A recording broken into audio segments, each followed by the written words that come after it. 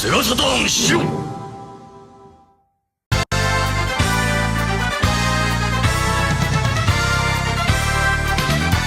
Wow, welcome to SHIRO show. Thanks for Mr. Blue Moon 95 for the $399.99, Mr. Bones. Oh, okay. I think he's expecting a certain game. All right, after the I'll play Mr. news Bones. segment. All right, game. Okay, I didn't sure I was gonna play it, but I guess I gotta play it now. So, all right, welcome to the gameplay stream. Welcome to the gameplay portion in an hour. But yeah, you can now go buy a Saturn now. Welcome to the SHIRO show. I am Patrick. Dave is out today. He is sadly has some family stuff, but we all miss him and love him. And the marriage certificates are in the mail, so I am excited to get that all sorted out and get married to him. But yeah, welcome to the show. Gonna be an interesting one. Bloom 95 already kicked it off to an insane amount, so thank you very much for that. So yeah, I guess really quick, updates. I just wanted to give a heartfelt my heartfelt condolences to a member of the community. Random, I think is his full name Random Stuff? Random It's just Stuff. Random Stuff.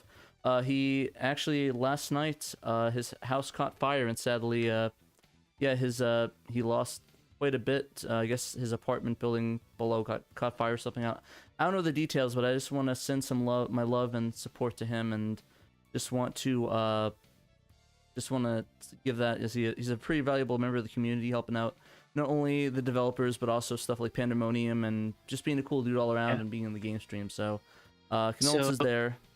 What's up? Yeah, so for those not in the know, Random did the music, or some of the music for Blue Skies, but also I believe one of his tracks is in the end credits for the Virtual Cop documentary. Yeah, I did some music for that. But yeah, he's all good. His family, he has a place to live right now, and everyone's safe. He did lose quite a bit, so we're gonna keep monitoring the situation closely and stay in contact with him. I just want to give him a shout out for the show, as he's a pretty valuable member of the community, at least for SHIRO and the Saturn community as a whole. So, sending our love to him as well, and hopefully he lands back on his feet, and we'll talk to him as the days go on. But yeah, besides that bit of a downer, everything's going pretty well. I got some updates. I actually got something back from the shop. So I don't know if I ever show this off on the show, but this is the black box. I don't know if I show this off, but pop it up. It is I don't know if I ever showed this on the show. I just talked about getting it. The Walkman WD6C. So I picked this up, and it had some issues, so I brought it into a shop to get fixed. It took about a month to get all the issues sorted out, but yeah, it's running fantastic. Sounds fantastic. It's a great device, and really enjoy it, and it sounds fantastic. Honestly, I think I like it better than the other player. It sounds a lot better to me for some reason, and it records fantastically. The dude that fixed it was awesome. But it was a bit of a weird transaction.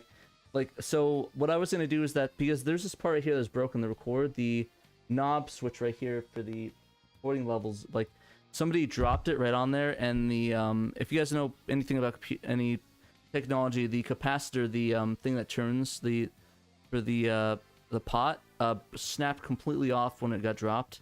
It wasn't by me, it was before I bought it. I just wanted him to set it, because the thing is that this part is really hard to find, and the only way to get it is to get another one of these, which is a $400 investment at the minimum for a 4-parts device.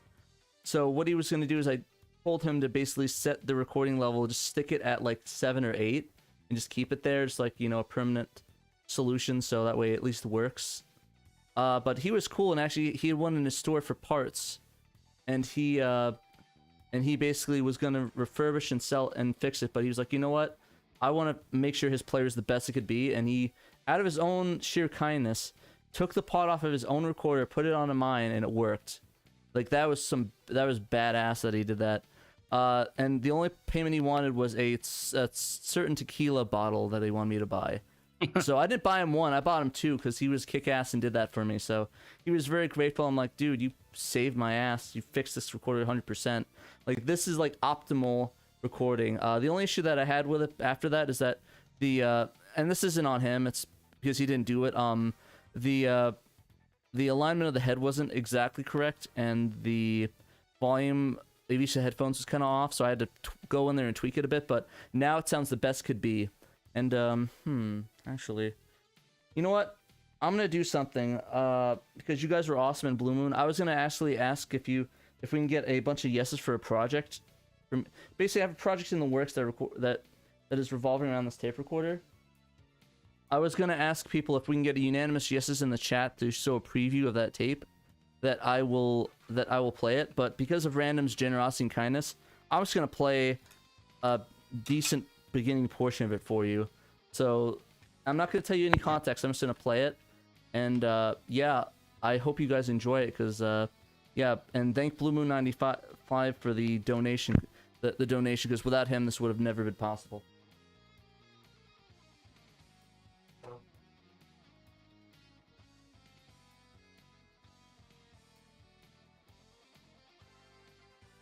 Karaoke or something. Exactly. Oh, we're There's a half starman waiting in the sky. God, I love that song. Yes. But yeah, all right. So I think there's enough slack for it's 45-minute tape, so I doubt it's gonna run out anytime soon. But anyways, actually, let me make sure it's on here. Off. Okay. Spinning. Yeah. That's a nice thing about like real, actual media. You can see it moving. It's alive.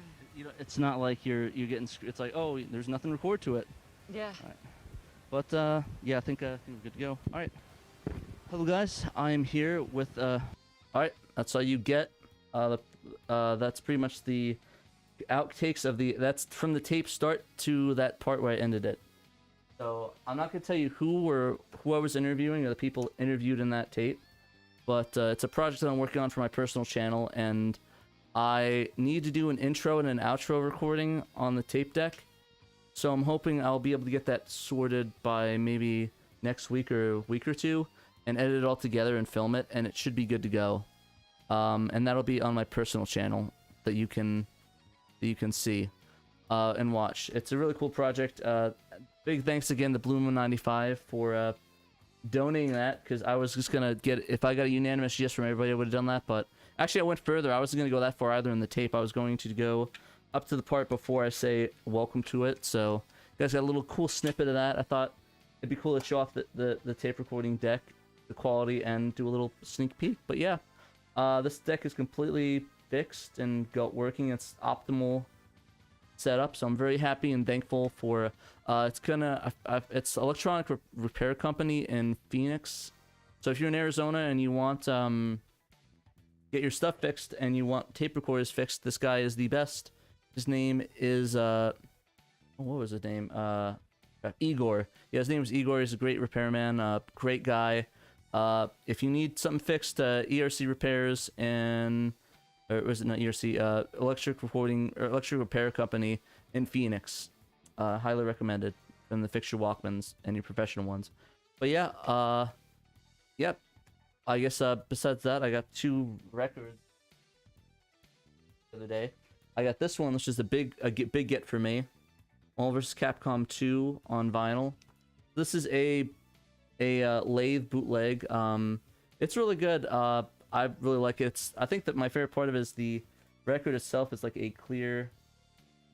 It's like a weird design where it's like a clear record, but it has like a edge around it, like a cool little edge, so you can handle it. It's kind of neat. I really love the look of it. The sound quality is kind of meh, and there's a scratch on it which causes a skip, sadly. So it's kind of the only downside to that. There's really no replacing it, sadly, so I'm kind of screwed on that. But it's really cool.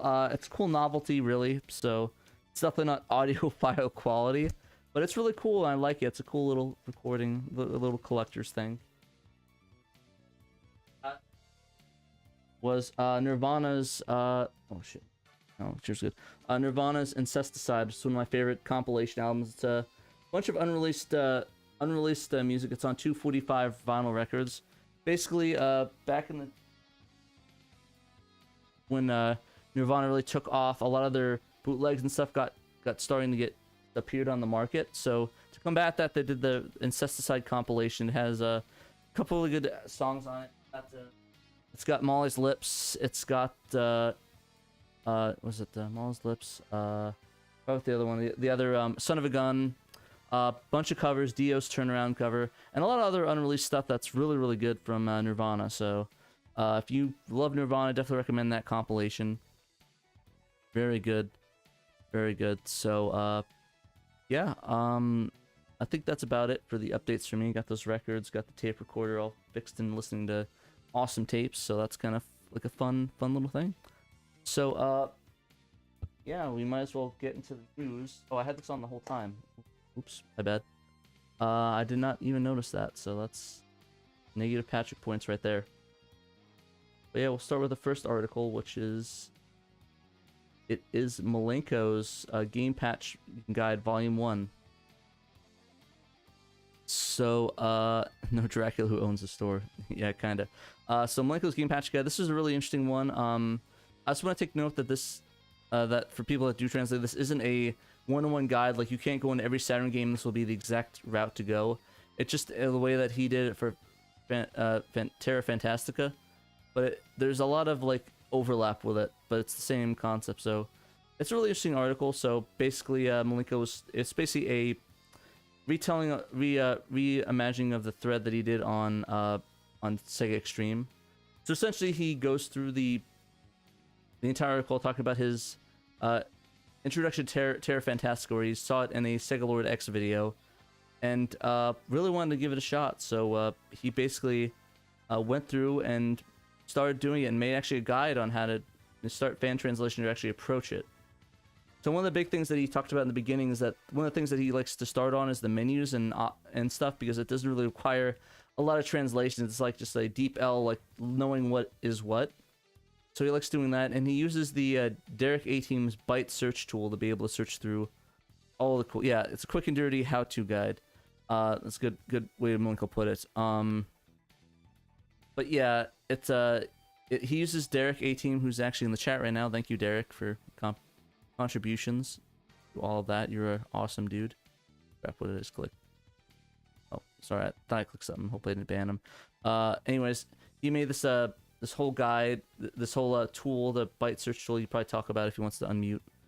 But essentially, he uses it to look for the right Japanese text and replace it in it, and then compile it back together and get all the assets. One tool that I think is cool that the Nidrain SP program can make really patches pretty easily, so I was able to patch it. Is that correct? It's easy to make patches with that, with stuff like that? I would say so, yes. I mean, the way that I have to put the patch together for my game is essentially just drag files in. Whatever files needed to be edited, just get written up as such. So yeah. I mean, the thing is, by the time you're actually working on patches, you already know how to do such things without such a tool. But it's nice to have the tool to make it very easy to make iterative changes and redistribute. Nice. And then Malenko said it'll get updated more, including editing sprites and stuff, so that's kind of interesting, and I'm kind of excited for that. But essentially, yeah, it goes through the guide on how to change the English out. And one of the things that he talks about later on, I kind of want to scroll down a little bit, is the changing some of the text objects, because sometimes it's not stored as like text files, it's tiles. So going to the code, you can see right here that a lot of the stuff is tile code that he has to edit and change. And you see here he adds and changes those out. And I guess for an example, he uses the Saturn is like or Satan or whatever character, or Savin, I think is the name. But yeah, he's able to change the tile of it so he finds the right locations. And then he slowly edits those together and integrates and adds them to the game. And you can see Zayton. Yeah, Zayton, that's it. I forgot what name of that was. But yeah, Zaytan, the famous Zayton. But yeah, it's a really interesting guide. It has a lot of really cool featurettes and objects and the way to describe it. And he says it's going to be updated little by little, so hopefully we'll get a part 2, or he'll update this guide altogether. So Malenko, thank you. You're awesome. Love you very much. Great guy, great content he makes. It's amazing. He's like, I'm not sure it's a Satan pun. I'm pretty sure that's what it is. I'm surprised you just didn't put Satan straight up. He looks like Satan, Well, so I'm sure they just made it sound just similar enough so that in Japanese it is that more or less, but with some sort of unique flair. flavorful Satan. I like it. I like it. But anyways, thanks again to Malenko for doing that. It's an awesome article. On to our next article, man. I think we're gonna breeze through these by mistake. We'll have to find some way to kill time, because it's usually just me. But I just want to give a base study of all that. All right, so next article is the Virtual Cop documentary from Pandemonium is released. So basically, this for those that don't know, Pandemonium's last Saturn Day was the release of Pandemonium's documentary series, a review of Virtual Cop. So now that's cat's out of the bag, we can actually talk about it in more detail and not have to be vague about things. So essentially, what we did initially was put it up on our Patreon and his Ko-fi supporters so they can watch it a little bit early. There's some stuff in there that we got that's even earlier than that he had to cut that I'm kind of bummed about. Like, there is some stuff, but he literally could not put it in there. I'm not sure if you got a chance to watch it, Emerald. We can't talk about it in air, but I think you're familiar with what I'm talking about. No, I think the copy that I saw was the same copy everyone else can see on YouTube now. Okay. So yeah, I don't know the privileged information. I would like to say that I accidentally kind of joined into the commentary track, and I'm really looking forward to having that release. I thought it was a lot of fun, and it makes it worth watching the video again.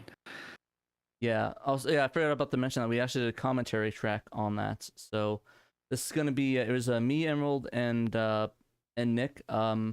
Basically the commentary is almost done. I see an update. I'm waiting for silhouettes to get inserted into there for our backs, so like Mystery Science Theater. But pretty much it's almost done. So basically, I have 3 chairs set up on there, and it's gonna be like us like commentating on the video. I'm not so sure. Doesn't Knight show up for like all of 2 seconds? Knight does, Peter does for a little bit. I think that's about it. Yeah, you're gonna have like people walking into the theater for those shots. I'm not editing that. Okay. But essentially, the commentary is all there. The tracks sound pretty decent. It should be ready to go. Like I said, I just need the silhouettes and insert that and clean up some intro and outro. This will be a Patreon exclusive or Ko-fi exclusive. So if you either back to Nick on Ko-fi or have us on Patreon, you can watch the live stream commentary. And of course, the people that were involved will also get copies and be able to watch that. So if you want to watch everyone that, involved is already a patron or SHIRO. So pretty much. So if you want that, you can back us on Patreon at the $3 level, and you will be able to watch that in full. If you just want to, like, even if you just want to back us for 1 month, just to watch it and then close out, you can do that too. But I just wanted to let you guys know that that's a thing that we did. It was a lot of fun. We'll probably make like a little announcement, like, hey, it's out for this, and if you want to watch it, you know, go to our Patreon. And we don't really do that for a lot of stuff, just for something like that, a little extra thing that we did for our Patreon supporters and the Ko-fi I mean, if supporters. anything, the Virtual Cop documentary warranted a commentary. It's very dense. Yeah, there's a lot of stuff, and there's a lot of stuff that's missed in that, so it's definitely a more in-depth analysis, which I think is kind of cool. The Panda's definitely gonna have a problem down the line of like the next 10-minute review he puts up is gonna feel like a disappointment. Yeah, he's definitely setting himself up for expectations.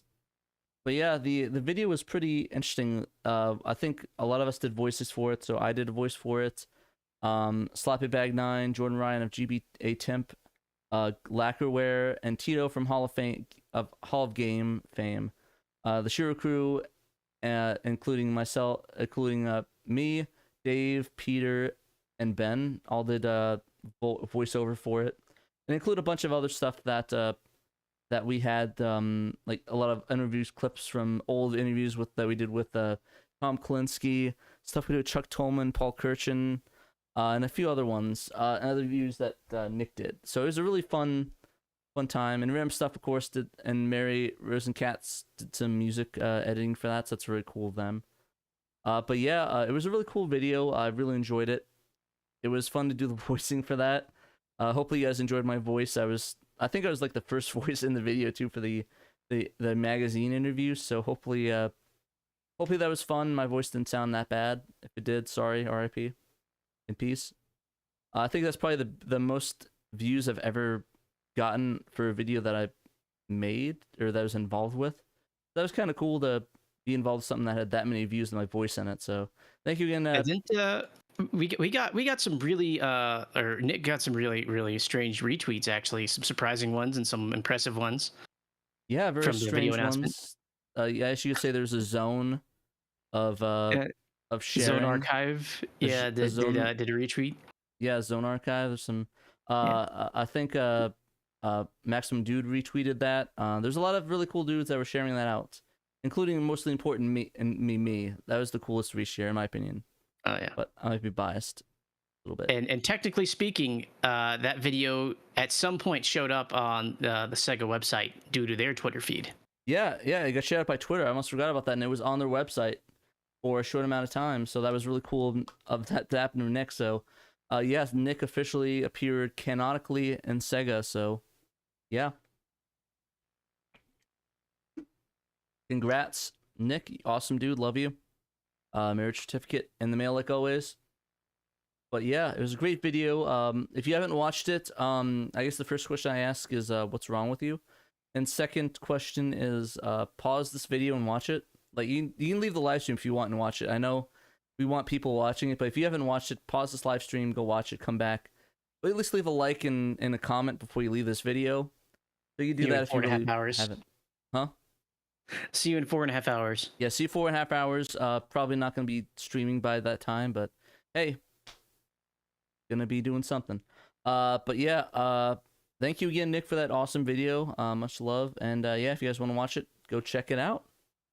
And the commentary, like I said, coming soon. I don't have an ETA. I have like a bunch of projects I'm working on as well, so I'm hoping that we'll get the silhouettes, throw those in, and it will be like a 5-minute editing job. It's like a 4-hour video, so it's gonna be a long render, a long upload. So I'm hoping maybe next week or the week after. I can't make any promises, but once I get that going, it'll be good to go. And yeah, we'll be Gucci, as the kids say. We'll be lit, fam. I'm missing any other slang? On fleek? No, that's old. But I'll take it. But yeah, we'll be all those things and more. It'll be awesome. Alrighty, so this is an interesting one that I don't know much about, sadly. But hopefully I will be able to do that. So there's a fork of Yabasan SHIRO that brings a new look gameplay UI and gameplay UI support for handheld PCs. So handheld PCs such as, something like whatever this thing is. I don't know what that is, and then of course, a Steam Deck, which I think is probably where most of the people that are going to download this and be playing it on. So there's basically a fork of the Windows emulator for Yabasan SHIRO, which is open source. And the developer Miax, I believe their name is, post the handheld version. So this should be, and you can download it right here in the article. So if you want to go there. So basically you're saying 2022 is the year of the handheld Windows PC. And exciting that we could play games anywhere nowadays for on any system that we want nowadays. And the only issue with Yabasan SHIRO before is that it required a keyboard and mouse to really function well, I guess. The best way to describe it.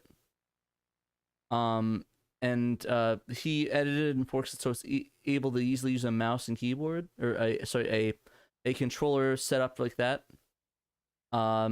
Basically, and to test it, he bought a Anyo Next. I guess that's what this thing is. It looks kind of. I don't yes, mean it is. I don't mean to be rude, but it looks kind of jank. To be honest. Oh, it looks like a Steam Deck to me. I can't tell the difference. Like a Steam Deck, that's not good. I don't know to be honest with you. It's probably decent. But yeah, really great. He even fixed some stuff from specific games for Virtua Fighter 2, Street Fighter 03, and then Sonic 3D Blast.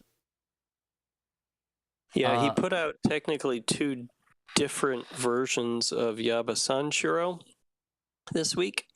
Wow. The one is the one that is a I guess, a version of 1.9.2 that is it's a port of the Linux version that he had done of Yabasan Shiro, which is compatible with gamepads. And I guess it has a completely different user interface. I'm not exactly sure how he built it, but he apparently did not build it with Qt.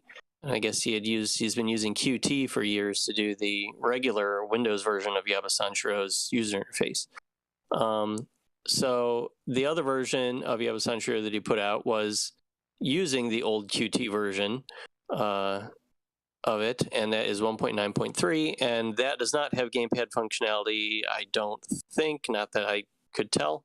And the only differences are that it has a few fixes in those listed games, and maybe a couple others work better too. I saw somebody in their Discord saying that something was no longer broken, and so they were pretty happy about that.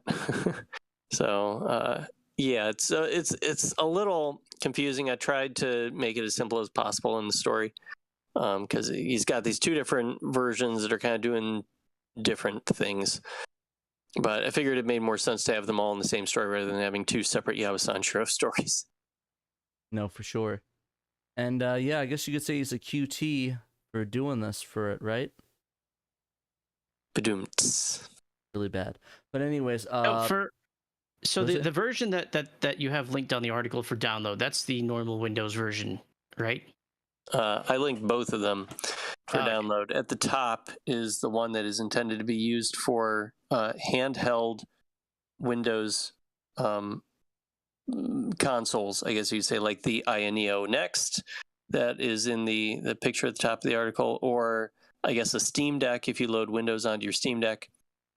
Something that doesn't normally have a Windows machine that doesn't normally have access to a mouse and keyboard, but does have a controller hooked up to it.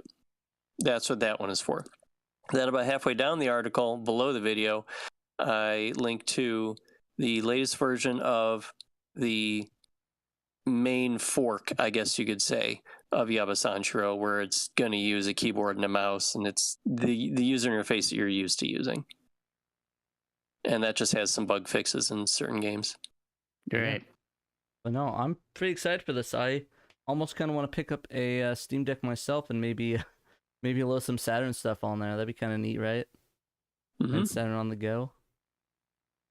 So yeah, it's really cool. If you guys have Steam Deck or whatever that device was that looked pretty janky. What was it called? The Miax? No, not Miax. It's the Ioneo Next. Yeah, Ioneo Next. If you guys want to pick that up as well, probably a little bit cheaper than the Steam Deck, you can. Or any other device that's similar. I don't know if there's a little store for that. That's cool. Yeah, you could go on here and see it's a little Ioneo Next. Let's see, get some prices. Yeah, they've got a few products to choose from. Let's see, where can we buy this? Where can we give our money to buy this little janky looking thing that looks kind of... Oh, it's on AMD. Maybe I might do that then. Okay, I don't see a store link. Oh, there's a giant buy button at the top. I should probably click that. That might have linked me to... How much is it? All right, Just out of curiosity. Let's spec it out. Okay, guys, let's do this. It'll be a group activity. We going jet black or bright white? Black. No, I get the black one. 16 RAM. We're making a bootleg Steam Deck. SSD. Oh, whoa. Okay, $1,300. I mean, $1 terabyte isn't as much as it used to. Oh my goodness! How much is a Steam Deck? Let's do it. $1,300. Steam Deck. Let's see how much a Steam Deck is. So, is a Steam Deck like a lost leader? They're expecting you to make up the money on the Steam store? I guess, but yeah, no. The Steam Deck base model $399. Hey, I can buy a Steam Deck. A $650 premium for an extra 512 gigabytes. Yeah. Well, what you're looking at here is the storage space for your Steam Deck. The other thing was talking about its RAM. Well, there's only one RAM option. You can't select. Oh no, I guess it is terrible. Yeah, they do. Okay, they have the RAM and they have the storage space. So yeah, I guess it is a premium of getting that extra half a terabyte. Well, you don't even have an option. You can't not get it. Yes, it's all you is. That's all you get. like the only reason you would actually need that, I would think, is if you were playing the modern Call of Duty that's like 700 gigabytes of just garbage. Yeah, honestly, Shadow Mask, I'm pretty sure it's gonna be set at M2, knowing a device like this, unless it's like really, really dedicated. Like it would have to be. Didn't it mention that it was an NVMe? I don't know. It didn't say anything. It just said 1 terabyte SSD. That's very vague. I mean, it's thick maybe enough down for here. just Oh be yeah, a it is normal NVMe. 2.5 gig. No, it's okay. an M.2 NVMe. Yeah, okay. Okay, so So yeah, I have like a 2 terabyte Intel in my computer. I've got a couple of those. They're not $600. Let's see the specs on the Steam Deck. Maybe we'll find some cheap. Yeah, it might just be a faster processor too, It or has a to nicer be. screen. So this Is was it though? usually Zen. So the Steam Deck's I don't know. Yeah, so I don't the know what Steam, Zen is. The Steam, no, it says 4-core, 8 threads. This is 8-core, 16 threads. So it's double that. Yeah, the other one's a Zen 2. Steam Deck's a Zen 2, and the Aya Neo is a Zen 3. Yeah, so I think it's a little bit more advanced, but like, Yeah, I mean, it's got better that tech. makes some sense. I don't know. To me, So then, like, if Is you would have it given me an option, yeah. so if you would give me the option of either getting this, and that looks kind of really cheap and janky, and this that looks like heavy duty, like, I mean, no question. But, I mean, I'll you're get just the Steam talking about Deck. the shell, though. Apparently, the spec sheet is just heavily in the other thing's favor, whatever it's called. The Yeah. Aya Neo. Aya Neo. That's what you're paying for. You're paying for the spec sheet. It's like buying an Asus laptop, where like, yeah, the casing is whatever. Just don't drop it. But like, you're getting decent parts inside of it. I guess, but we don't know what the decent parts like. I mean, the thing is that the parts could be the best specs in the world, but if these buttons suck, I'm not gonna play it. Okay, granted, you'd have to actually go to like a Best Buy or something to be able to try it out. But other things being equal, Okay, so here, I'll put it this way: if those buttons are like the best feeling things in the world, okay, that I can live with that. But the thing is that I'm taking a risk on $1,300 for something that if the buttons suck, I'm not. It doesn't matter what could be inside it. There could be a friggin' a thread ripper in that thing, but if the buttons and the stuff does not feel good, what's the point of getting it? Like, And yet you're basically buying a gaming PC. It just happens to be portable. Like, that's the price point they're shooting for. right? But the Yeah. Steam Deck, they're trying to compete with like an actual handheld market. Yeah, they're going more for a Switch, like a slightly premium Switch type of a market there, a little more Yeah. mass market. like, like to me, I'd rather like, even though it might not be the best specs, like the things with the Steam Deck, I'm not trying to play. I'm not trying to play like Cyberpunk at like 4K with full RTX on. I just want to play something cool, like something fun, like the Yabasan SHIRO or an indie game on the go. Although we all know, honestly- good Saturn emulation requires a beefy processor. Not anymore. I mean, that's a relative term. Like, I can play the Beetlecore Retro Arch on my phone without problems. Yeah, I'm just joking. Oh, okay. Yeah, I'm just kidding around. Because that's like an honest opinion that I've seen even in the Shiro community, is people automatically assume, oh, you're emulating Saturn on your phone, it's going to be like a slideshow. And no, it's honestly just fine. Yeah. Yeah. Yeah, the emulators have gotten mature enough that they can make use of, today's hardware in whatever form it takes to give you good results. Yeah. So As long as it's not just crashing on you. yeah, this was a fun tangent though, but yeah, I guess I'd like to hear what you guys think. Like, would you guys pay the premium for this thing to have that handheld and have like a ultra lead computer and maybe roll the dice with the buttons, or I'd would you rather honestly take a prefer a chance- laptop. Okay, that's fair. Like, I don't care about touchscreens. I've never really liked them. Here's the thing. I'm weird in that I don't like the touchscreen on like the Switch or the DS. I'd rather they not exist, and they saved me being able to just play the game with buttons like God intended. But I like the Wiimote and the ability to aim. And like the popular opinion is like the opposite of that, is that people didn't like the Wiimote, but they like the Switch now. Yeah. So it's it's kind of interesting. And the thing is that I would get it, but like I don't travel. That's why I don't have a laptop. I don't travel very often. So like getting this, even if I got this, I would get, like you said, I get a laptop over this because like I can't really edit videos on this. I mean, I probably could if I installed Premiere, but it'd be really weird to. I'd have to like prop it up, get an output monitor for it. So You have to get a stylus at the very minimum. yeah. So But yeah, I mean, it'd be something funny interesting. story is I recently had my laptop going on while I was just out of its warranty, or not out of its warranty, but about to be out of its warranty, and I got water damage in the screen from a convention I went to, and because of the supply issue right now, they just gave me a check for the $1,500 for the original retail of the laptop like 2 or 3 years ago. Wow. Nice. So the supply issue is still a thing. So are they actually even able to sell these things right now? Steam Deck? If you place an order, will you get something in a week? No, Uh, not Steam Decks. Yeah, Steam Deck's is Months reservation. out. Looks like. At the end of the Okay. year, if you're lucky. Yeah, see, Wow, quarter okay. 4, October, December 2022, and like Knight said, maybe if you're lucky. So as of 2022, this is another issue that you need to be able to calculate in. Can you get a Neo today? Says order. Add to cart. I guess it's in my cart. I mean, I'm not telling you to do a test purchase because I don't want you to be out for $1,300. I mean, obviously, I'm not Do gonna it, friggin' do buy a it. $1,300 goddamn thing I'm not gonna play with, and I'm rolling the dice on. But here's the thing: if you can't get a Steam Deck, but you can get a Neo, and the Neo has better specs, paying that extra amount of money for the increase in the specs might also just be paying for availability. All right, guys, let's do this. I got some money from Blue Moon, and the SHIRO account is full. Let's Oh my goodness. let's charge this directly to SHIRO, boys. Jesus, I'm sure Dave will not be pissed at me in the slightest. I don't think this is worth.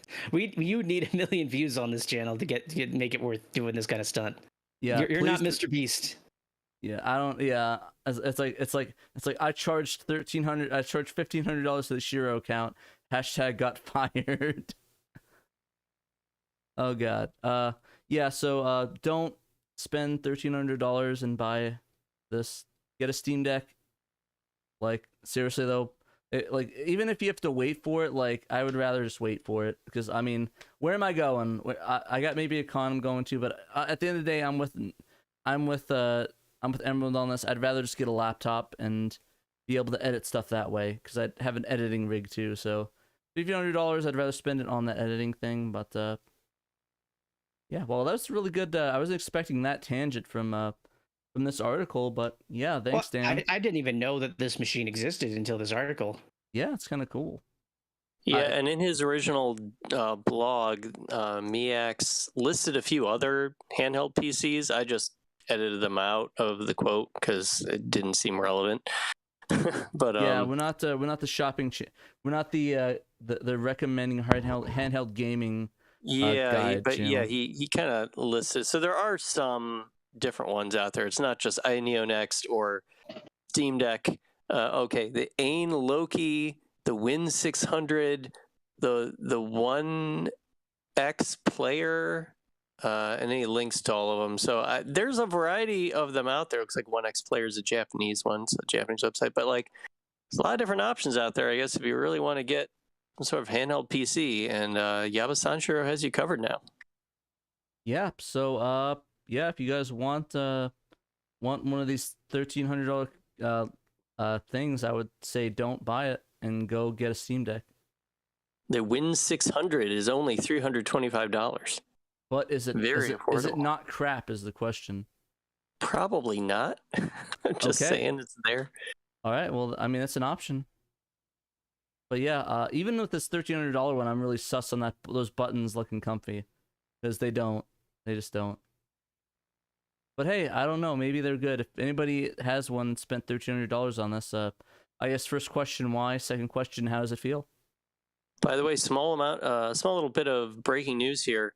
The Sega Twitter account just tweeted out that Sega is going to partner with some production company called Picture Start to produce film adaptations of Space Channel 5 and Comics Zone.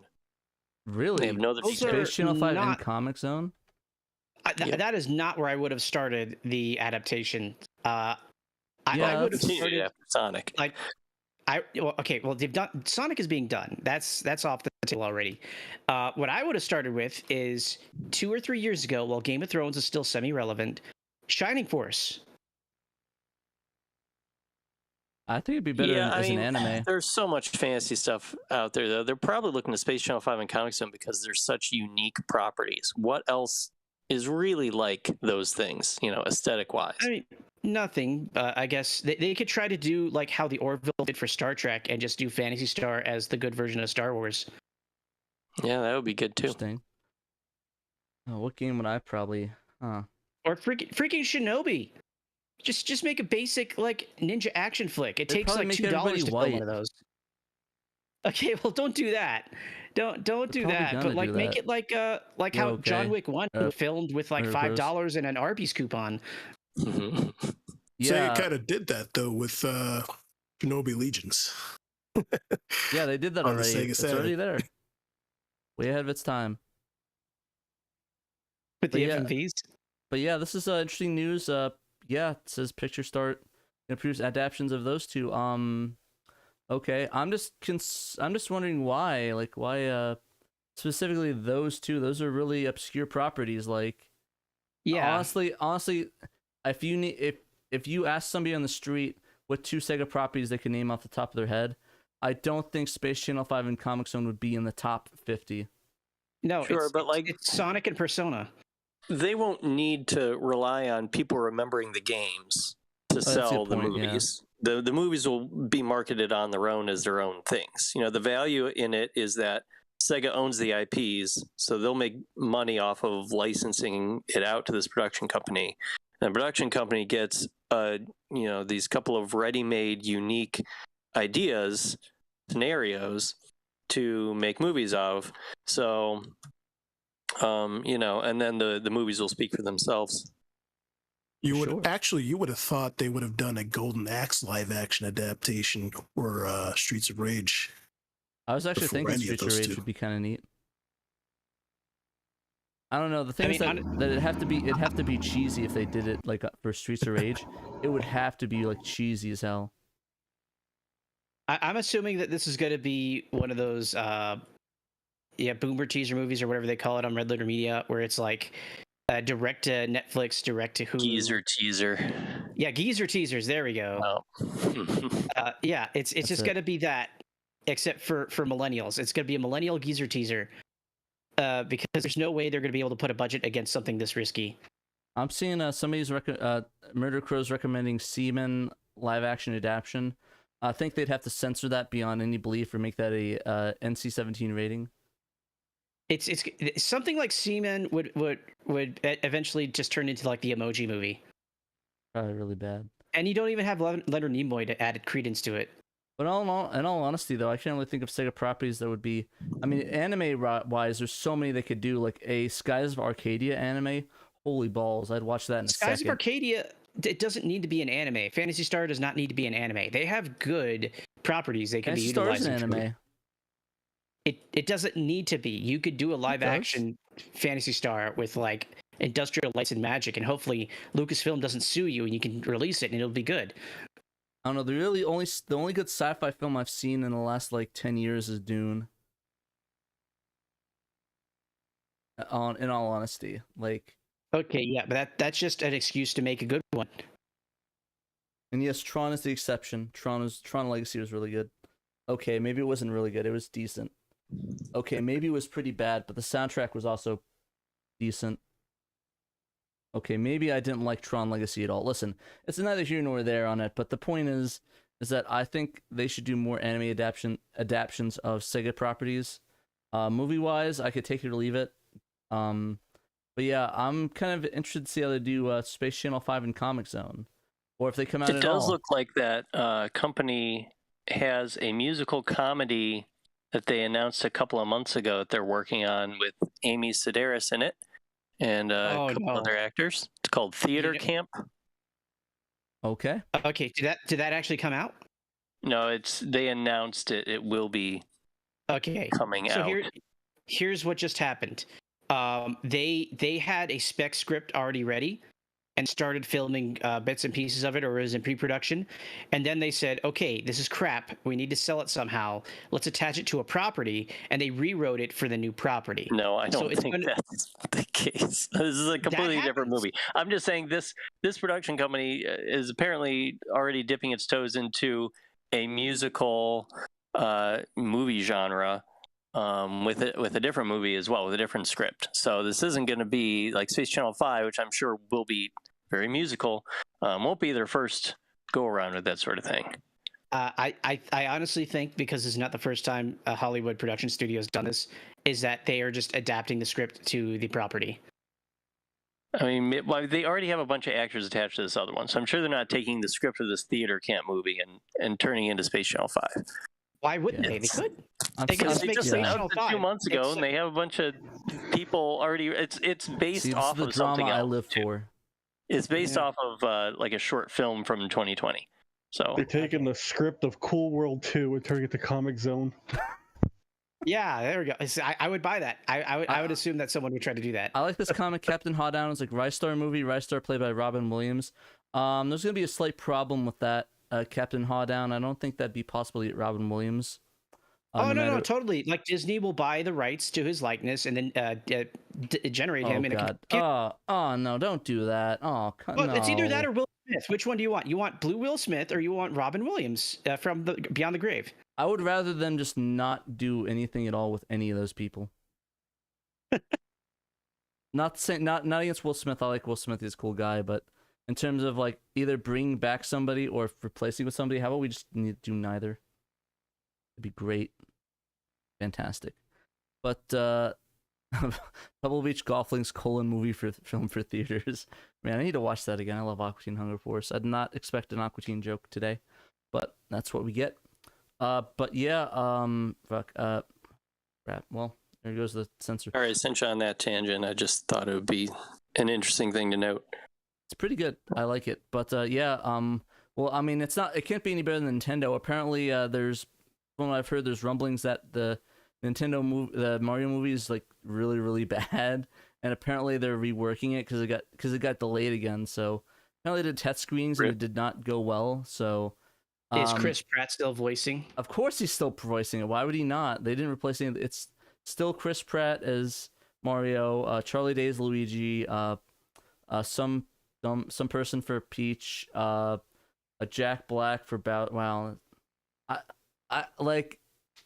I really don't know how they could make that good and look at and like think, man, this is gonna be a good movie. Like that still like messes with my mind. Like maybe I'm the crazy one here, but like, I seriously couldn't see that and be like, you know what, this movie's gonna do great. Of course it's gonna get delayed. Who's gonna watch that garbage?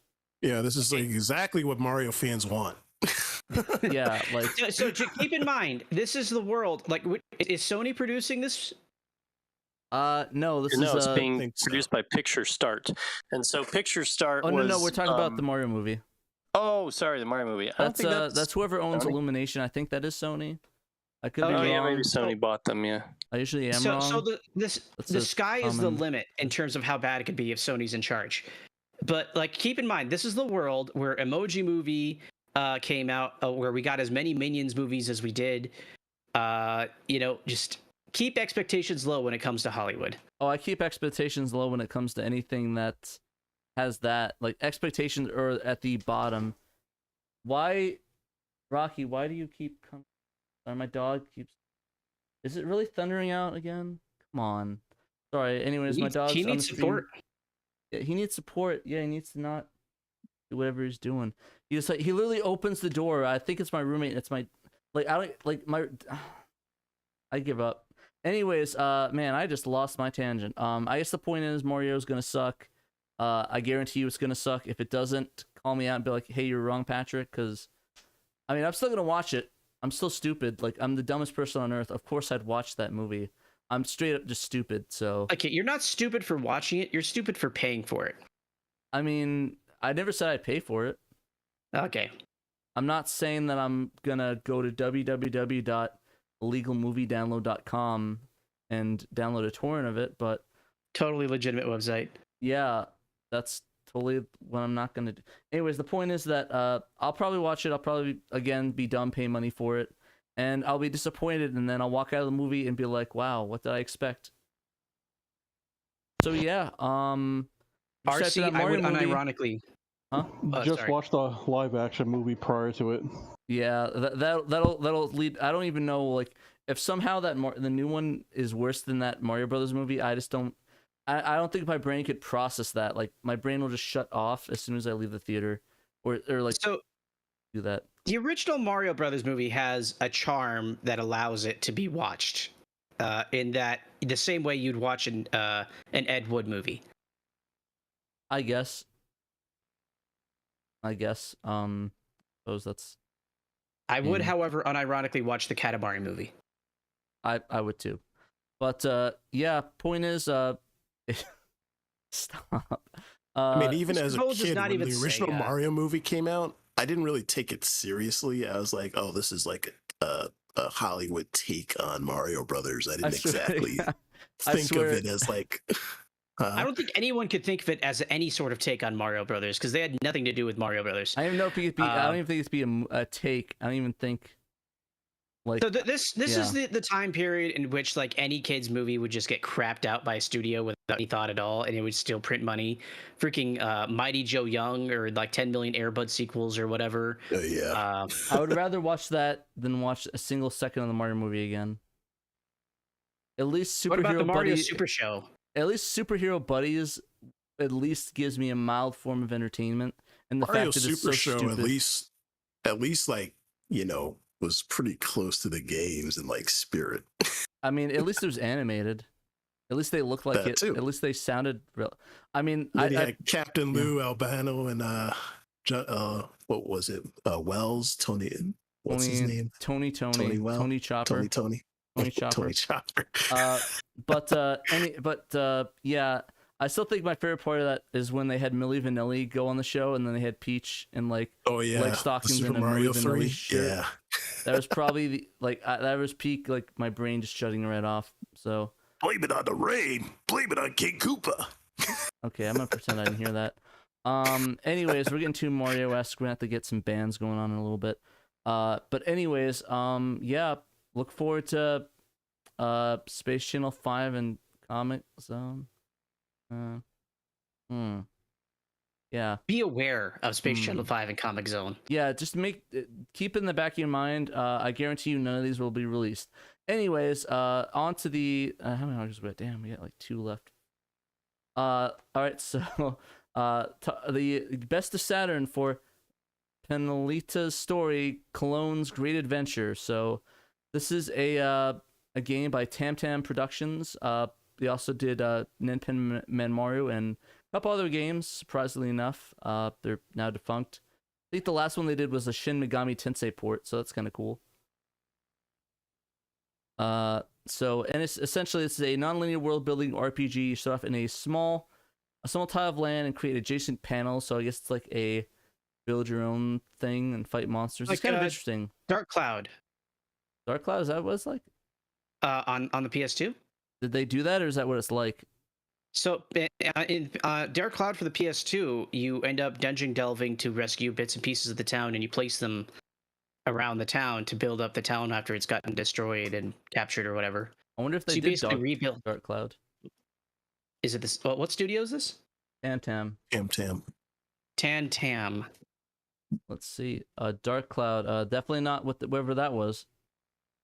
By Cloud level was, 5. Sony. Level 5. Yeah. The guys behind Yokai Watch and what's the other game? Layton. Professor Layton. That's it. That's what I was thinking about. Great company. Factor 5. Level 5. Great guys. Well, Yeah, Factor 5 too. They did some different from this. different company. That's not the same company, but essentially, yeah, it's a really cool JRPG. Looks kind of really neat. I kind of want to play it again. Heavy Japanese, so that's not going to be happening anytime soon. Rogue Galaxy, I like it. Get on it. Yeah, get on it, Malenko. That's a shout out. A call out. Something out. But yeah, I really wish I had more to say about this, but I cannot play it because I will get nowhere, and I have no idea what any of this is about, and I've never heard of it. So, sadly, really cool featurette. I kind of want to play it now. So, thank you, Peter, for bringing that to our attention. And let's hope that'll be translated one of these days, or maybe never. Probably the latter. Yet another loss by Sega of America not wanting to bring anything over.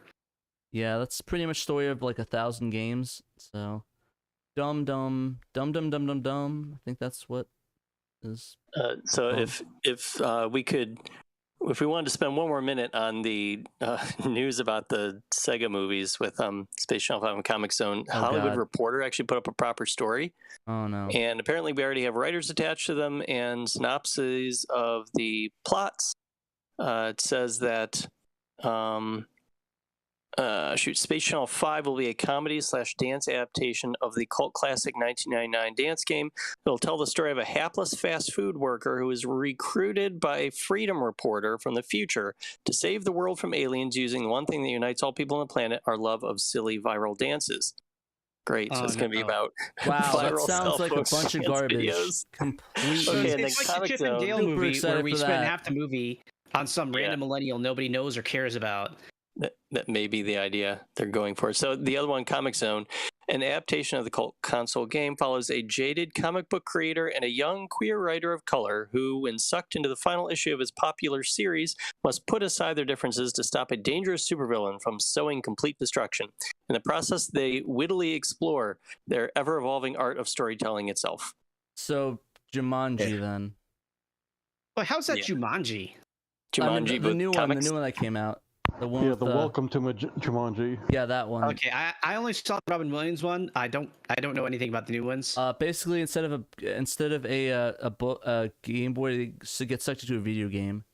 It's actually pretty good. Okay. I was very skeptical, but the not the latest one of that, but the first one in that series is actually pretty good. Like I actually really legit enjoyed the first, like with the new Jumanji movie, the first in that series. So.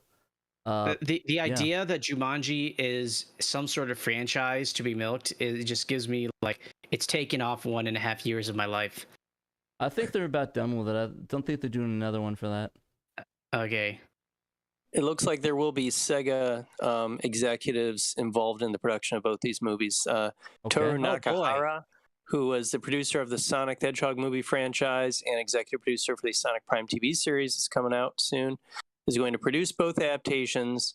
And Takumi Yashinaga, Sega video game director, will join the team for Space Channel 5, while Kagase Shimomura, Sega's video game, a video game producer for Sega, will join the team for Comic Zone. So Alright. if there's one thing that always ensures that a movie remains high quality, it's interference from additional producers. Well, I mean, at least they're from Sega. Let's see, do they have anything to do with these? Yeah, so Takumi Yoshinaga was involved with Space Channel 5. He was the writer of Space Channel 5 VR, which came out a couple of years ago. And Okay. So I mean, I'm gonna be honest. I'm more excited for. he was the Comic writer Zone. of the original game too. So the original writer of Space Channel 5, the game, Okay. Okay, that is going to be involved in the production of the movie. but So- that premise is still garbage though.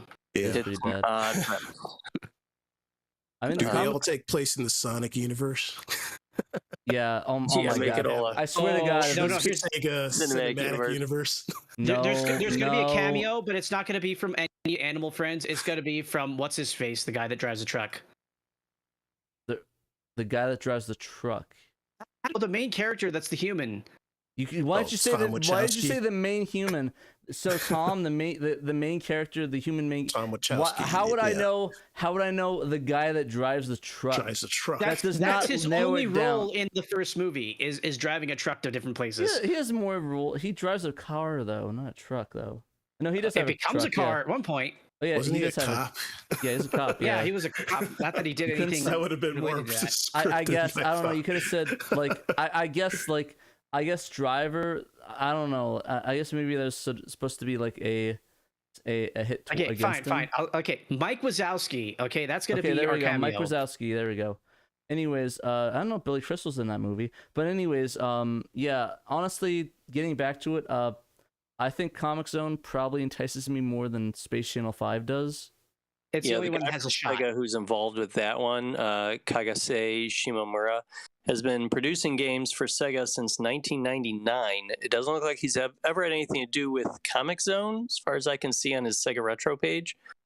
But he has been with Sega for more than 20 years. I've actually never Well, it's not played like- it or know anything about it, so it's probably why I'm Comic Zone is most not that enthusiastic. deep.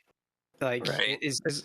as long as you like respect the medium at least a little bit, I'm sure you could figure out something. It's literally just a guy that draws comics and he goes into a comic book that he draws while he's falling asleep. Okay, that's fine. It doesn't need to be complicated. It just needs to be fun. It needs to be like Yeah, Free I mean, Guy. and he's mostly been producing their Sega Ages lines on the PS2, on the Switch, etc. So he's been involved in all the retro stuff. So that's probably why they said, "Hey, you go work on Comic Zone. You've been involved with all of our retro stuff."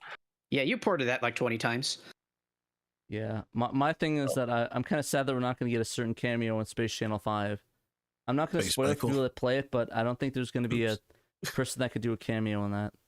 No. Oh. Yeah. Yeah, I think Sega cut ties with that guy before Space Channel 5 came out. No, he was Well, in he both was in Space Channel Space Channel 5 5. games.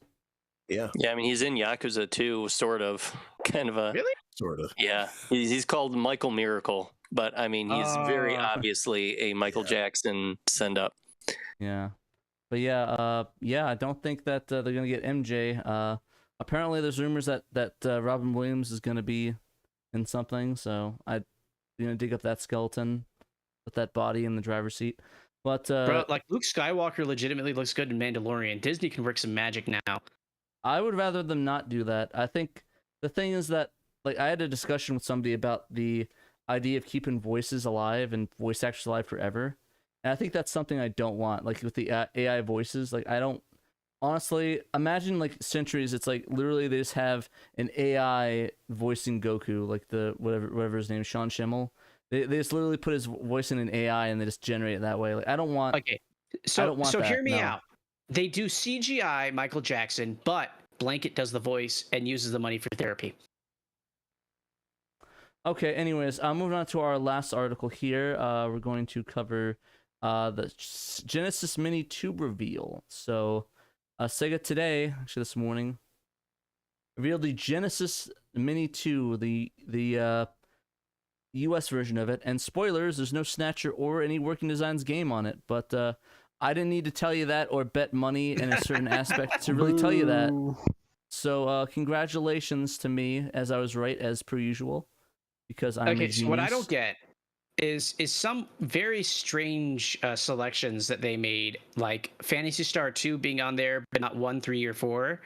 Well, Sonic number 3D 4 Blast. sucks balls, so I'm glad they didn't put it on there. One is a Master System Yeah, I was game. about to say one's a Master System. I mean, I know it's a Master System game. Does it really matter though? Oh no, like, it's 3 that sucks. Sorry, it's not 4 that sucks. 4 is the good one. 3 is the bad one. Sorry. so that was my point. Like, if you're gonna start somewhere, yeah, I mean, I guess you start at 2, but why would you end at 2? It's just like at that point, it just feels like a dangling. Well, the thing is that like, the incomplete Fantasy thing. Star isn't like it's not a like an order thing. It's like all individual stories. So No, there's They continuity. tie into, four Yeah. kind of ties them all together. Now, Fantasy just Star that the 4 was in the localization. first mini also. okay, Yeah. so Okay, that's why. yeah, But And it's, they it's start like you the out on 4. localization didn't do it justice because, like, the original Japanese, it was like clear that they all tied together.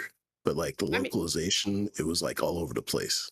Even in English, like the very first scene of the game is the last scene from the previous game. So I think the only one that's like super disconnected is 3, and that's only because they connected back again later. But there's a lot of like random games that seems like they should be accompanied by other games and aren't. Like, I don't see why Sonic 3D Blast is on there, but not any of the other Sonics. Sonic CD Well, is on there. Sonic 1 and 2 were on the first mini, and Spinball was as well. So they Right. didn't want to Okay, repeat. and then Sonic games 3 across. is like on fire somewhere in a dumpster, presumably. It's on Yeah. it's on the Origins collection, but they have Sonic CD on here on this collection. Okay. So Yeah, They 'cause separate up to the separate area for the CD stuff. like I'm not It's gonna, funny yeah. because they have all these enhanced like arcade ports. They couldn't do anything with John to do like a Sonic DX, Sonic That would have 3D been so DX. cool. Maybe they didn't even know about it. But no one he told already them. made one. He made the director's did, cut. yeah. He released it. I remember I did a tweet saying, "Hey Sega, maybe you can work with," but you know, that It's was literally just a ROM hack. Like Right, you know, it's just exactly. an emulator in that thing. Yep. But yeah, like I said, they do have some really interesting Sega CD choices. Like they have Night Trap, they have Sewer Shark, or as the AVGN describes it, Shit Shark. But they have a lot of really interesting choices. But yeah, I think one of the most interesting things that that Dan and I found out.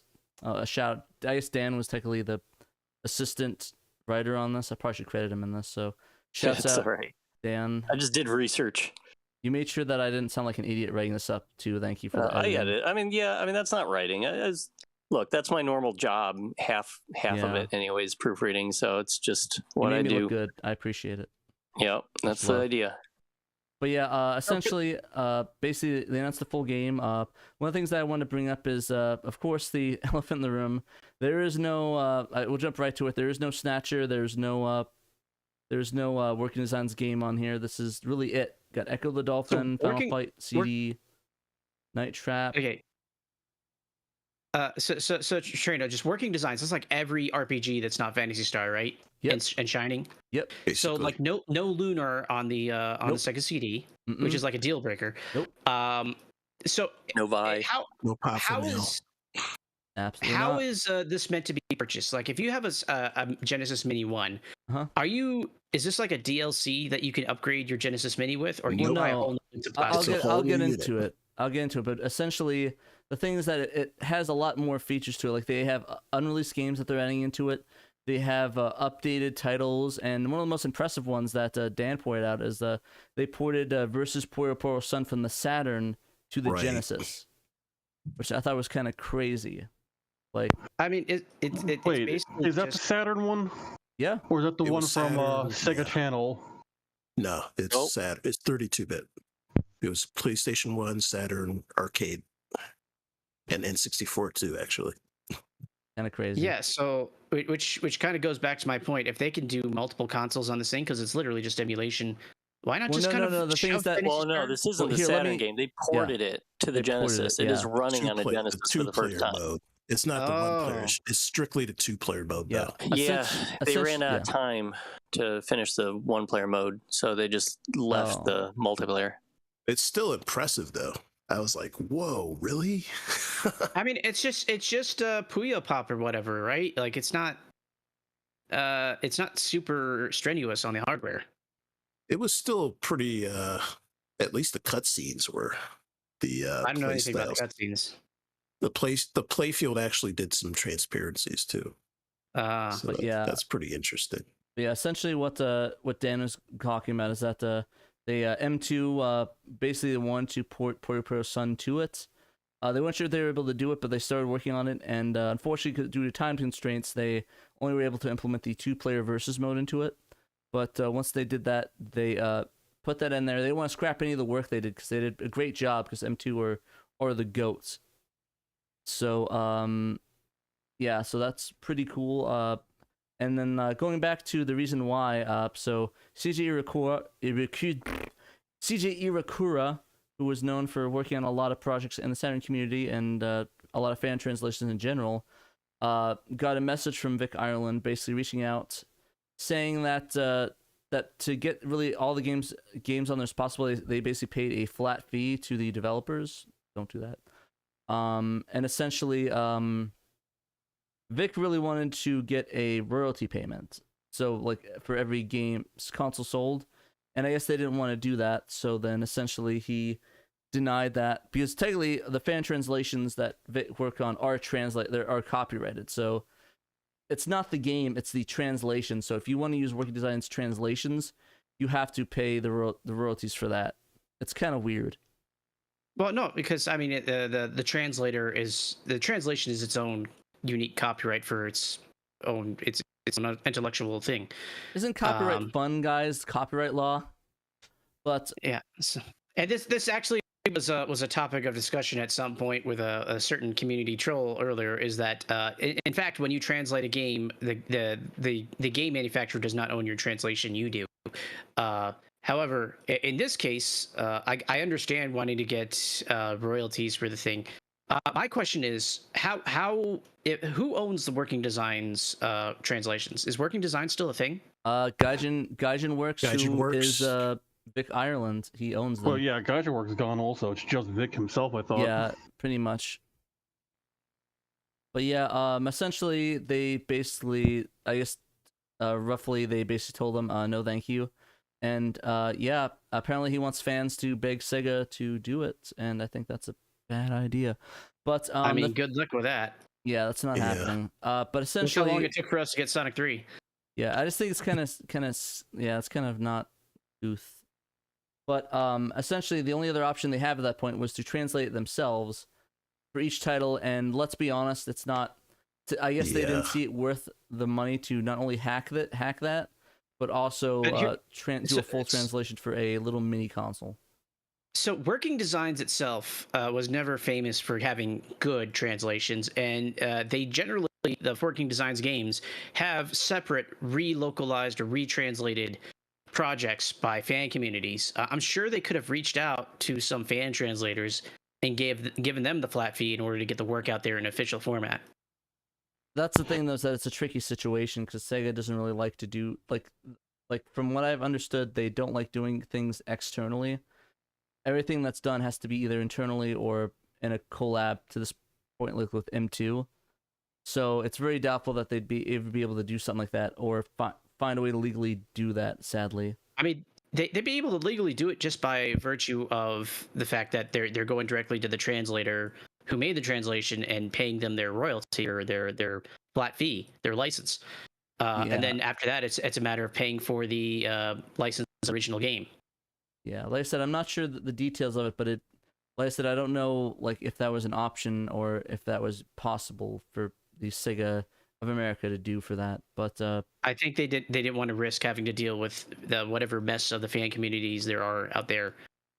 In the event that maybe the fan who distributes a translation might not actually own it. exactly, it's definitely tricky. So It's a yeah.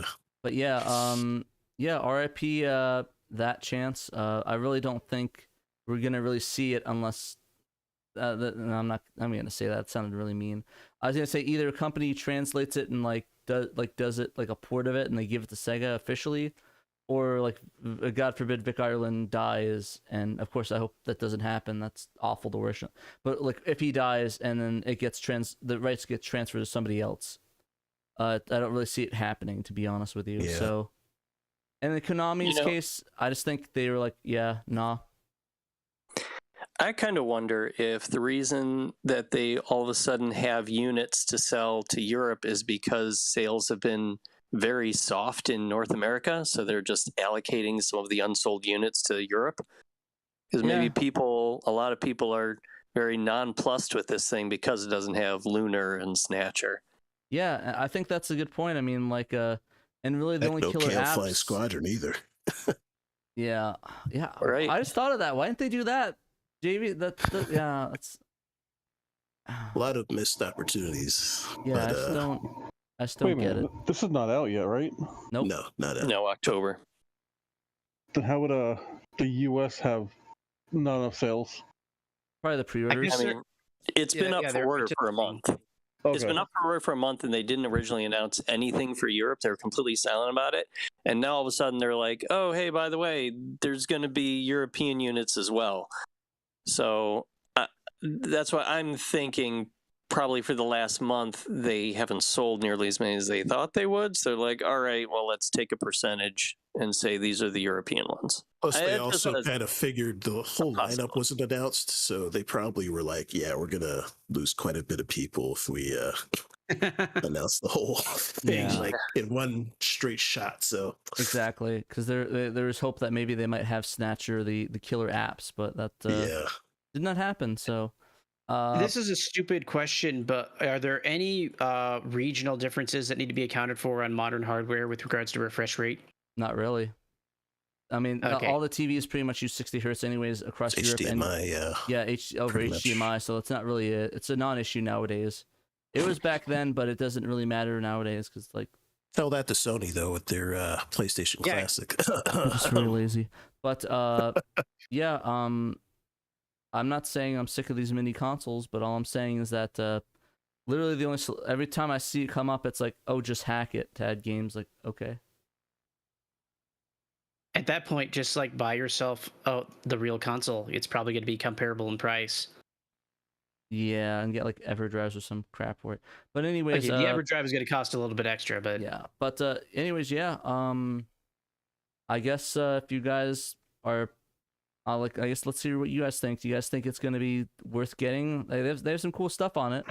Like they have some definitely edits of ROMs and like ROM hacks and a full Puyo Puyo Sun port. So that's kind of awesome. But like, do you guys want to buy this, or is this going to be another piece of shelf tat? I've had it pre-ordered since the day it went up a month ago. So well, that answered that question. I would still get one. Yeah. Okay. But mostly for the original stuff. Alrighty. Yeah, I do like the original stuff. That's pretty cool. They have these games that have never been released before. You know, like a smooth scrolling Space Harrier 2 is pretty neat. I'm excited about all the shmups on this thing, and they took all the shmups out of the North American Genesis Mini, the first one. There were several in the Japanese version. Took them all out in America, and now they are leaving them all in. They even added one or two that Japan isn't getting. They added a couple to the American one. You know, we're getting Truxton, we're getting Robolest, you know, Granada. Why are they doing that? Japan is getting Robolest. I think it was called something else, but they're still getting that one. Oh, yeah, they are. I'm not saying all those are ones that they're not getting. I'm just saying we're getting all these shmups. Okay. I think Hellfire they are not getting. I posted a list in chat. But yeah, I think they're. What was it you asked, Emerald? Why is there a difference between the Japanese and American release? Oh, well, because there are several games in the Japanese version that are licensed and have a bunch of Japanese text in them. They're like based on animes from back then, and they were able to secure all that licensing in Japan, but no one's going to care about those games in America because they're animes that we didn't get or something. And they got Lunar. Furthermore, they're full of Japanese texts that aren't translated, so they can't bring them over. A couple of their games are quiz games. They're literally filled with 3,000 questions in Japanese with a bunch of answers you have to select in Japanese. They can't put those on. It sucks we didn't get that Sega Q one. That would have been nice. That one was kind of cool. Well, that's what I'm talking about, is the Sega Q one, which looks really cool. They put, you know, Mitsuyoshi in there, the host. It's really funny, but I mean, I understand why they can't bring it over because full of Japanese. Right. They clearly don't have a budget to, you know, do any new translations. And not to mention, they'd probably have to redo every single question because it's probably all Japanese centric. Well, that too. Like like Hellfire they'd have to like unique. yeah. So the Genesis exclusives, the ones that we're getting that Japan isn't, is Clay Fighter, Desert Strike, which makes sense. It was very popular over here. Elemental Master, Hellfire, Herzog Zwei, Ristar, Shadow Dancer, Shining Force 2, Streets of Rage 3, Revenge of Shinobi, Toe Jam and Earl 2, War Song, and Sewer Shark. Okay, so like I think we won out on that trade-off, considering Ristar and Vector. But we also lost Lunar and a bunch of other ones. No, they're getting Vector Man 2 as well. But yeah, we're getting a lot of good stuff. We're gaining, but we're it's losing a good too. list, even if it's missing Lunar and, you know, some of the others. I did see a lot of Japanese commenters. They had like a live stream earlier, and quite a few were like, "Yeah, I'm getting the Genesis Mini as well." Oh, really? So, they like the American one? Yeah. Funny. They want to play Desert Storm really badly. They really. It's funny because the like Ninja Warriors was a Japanese release, but it's like 100% in English. It's like that's kind of a weird thing. The text is in English, the voiceovers in English, everything. So yeah, but yeah, I think that's about it. Before we go though, we got getting a message from somebody. I need to check this out real quick. Oh, Blumen wants you to play. I know that's the message. Hey guys, Fitz Houston here. Can him breathe the moon? That's right. Fitz Houston, the voice of Mr. Bones, and also the vocalist in This World. The voice of Mr. Bones. Mr. Bones was very special. It was my first voiceover job where I actually had a major role as a voiceover. So Mr. Bones, I had a lot of fun doing, and it was the first time motion capture was used, but motion capture was capturing just your face at a time. It's down for it. It was only captured in the face, and that technology led to motion capture in today's games, complete body motion capture. So Mr. Bones actually introduced the technology that led to the full body motion capture we see today. That's the first thing that's exciting. Now, working with Ronnie Montrose, the great musician, as an artist, that was an incredible experience by itself because he was legendary. And just to work with a legendary guitarist like Ronnie Montrose, that was a very special event for me, and I'll never forget it. And one other trivia, Mr. Bones was almost a TV series. Right about a year or two after it came out, a television network was interested in making it a TV series. It came down to Mr. Bones and another kiddie show that I can't remember right now. But actually, just to let you know, as fans, how close Mr. Bones came to being a series on television. But hey, we still got the game, and I'm so glad to hear that there are fans of Mr. Bones still out there. So I just want to give a shout out right now to all the SEGA Saturn SHIRO who's out there saying, "What's up, guys? I'm so glad to know you guys exist and they're out there." I just want to encourage you to play SEGA Saturn, especially Mr. Bones. Somebody's messing with something they shouldn't be messing with. Mr. Bones out. Nice.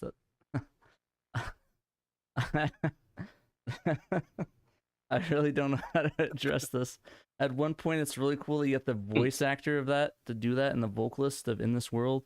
That's really cool. On the other hand, Mr. Bones, yeah, I do like his thing on Ronnie Montrose. Amazing guitarist.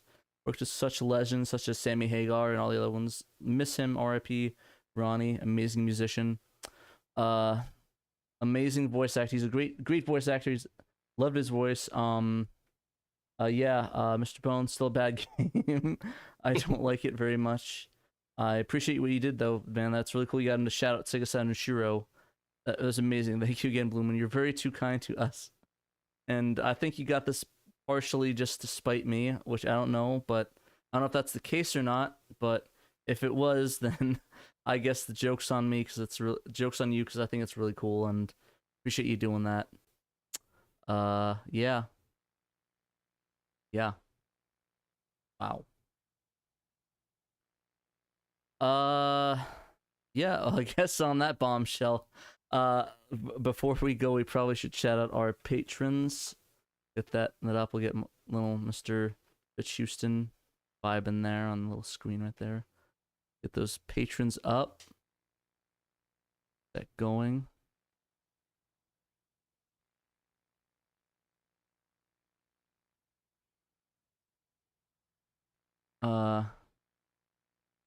Don't I dare what?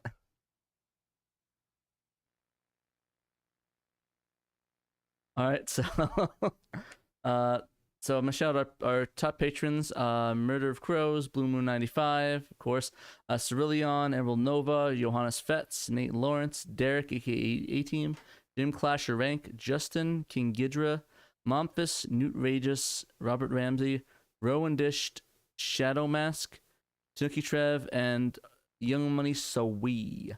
If you guys want to get shouted on the SHIRO show, you get back to the $10 and above level. We'll give you a cool shout out.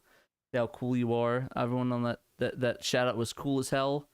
Much respect, much love and respect. Much respect and love. Whatever order you want is the order you'll get because there's a lot of loving and respecting going on in that. And I totally didn't use that to stall to get to this link. If you cannot back us at the on Patreon repeatedly, you could also check our store, our Threadless store. We have a lot of cool shirts. Got, of course, the cool AM25 shirt that he did. Really neat design. I love that shirt a lot. And I shout it out, but I love it.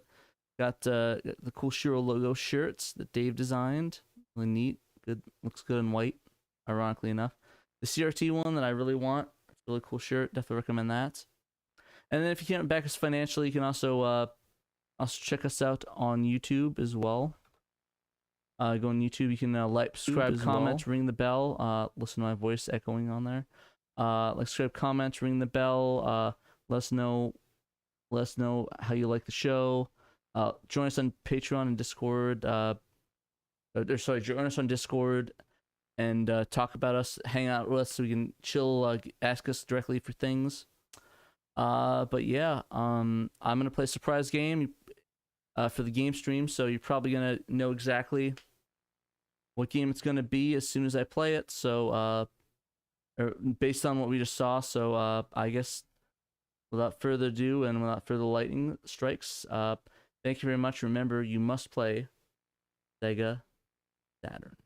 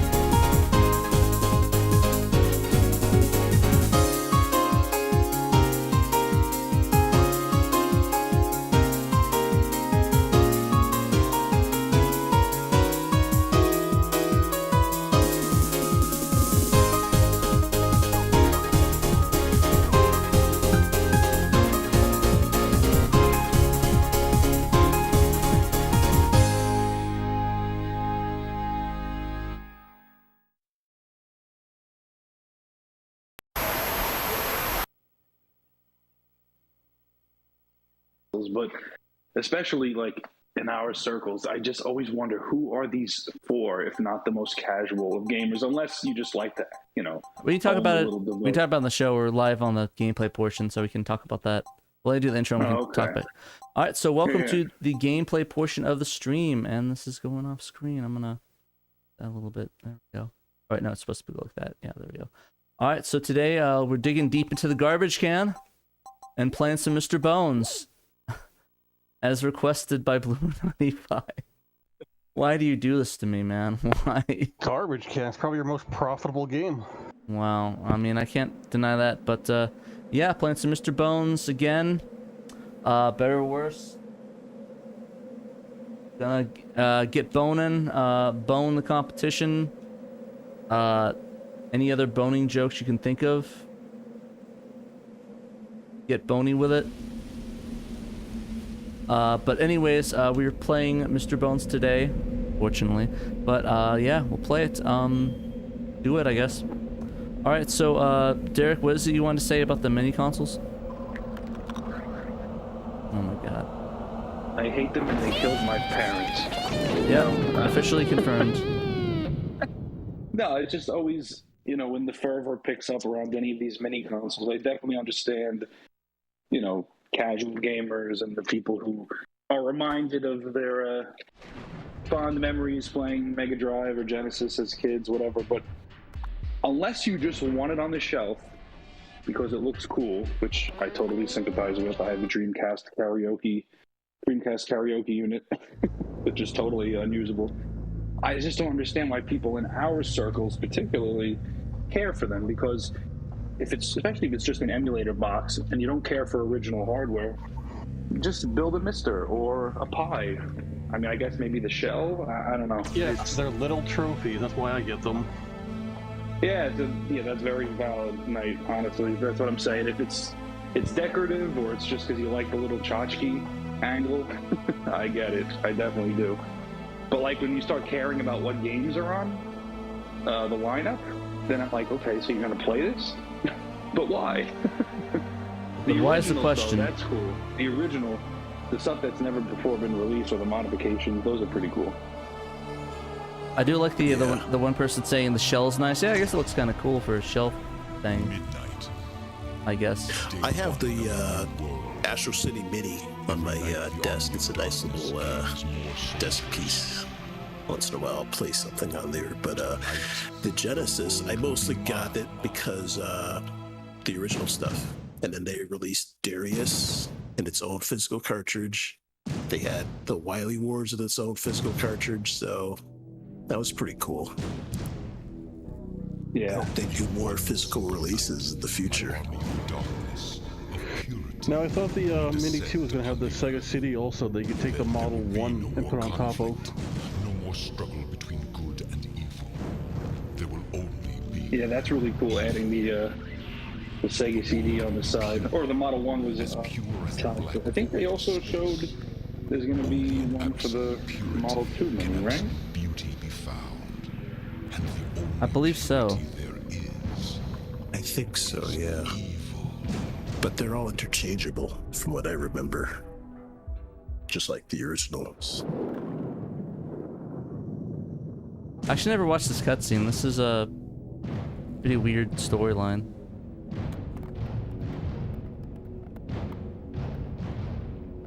Very weird.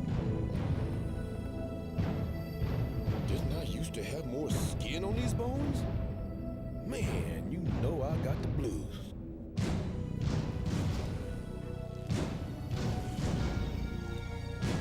Yeah, so, story. Excuse me. You gotta play the bones. What's I don't going on? wanna.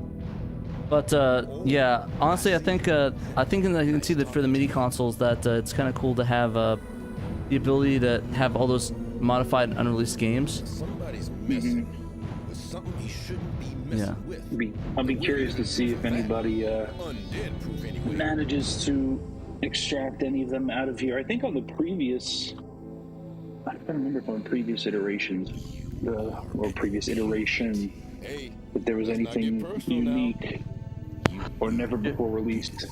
Yeah, there's Wally Wars, and that got extracted out of it. Oh yeah, that's right. Duh, I have it. I'm an idiot. They have no, I don't. extracted some of the games. You can actually play them on actual Genesis hardware. Yeah, I was just thinking I have that for Wily Wars, and then also the Mega Drive Plus patch that introduces the CDDA. I totally forgot. The SEGA. CDDA. Alrighty. Alright, let's get Yeah, boning, Jordan. guys. Go Patrick, go Patrick, go. Ow. So did you lose your save, or did this not save? I don't remember. Probably lost it. Don't care. It means I get to play less of this. I get to play less of this game. I can play what I'm good at. Ooh, that was an MLG level dodge right there. I gotta put YouTube back on so I can watch you doing this. I probably should put it on the thing. You can probably do that real quick. Oh crap! No, don't stop recording. Oh no. Oh god, I stopped for 1 second to put the video on. What have I done? You messed it up. You messed it up. I stopped recording and I killed the video. Now I gotta start from the beginning. Thanks. Throwing you under the bus. We can skip through all that crap. I'm not watching that again. That's why you don't do distracted driving, people. Or distracted boning.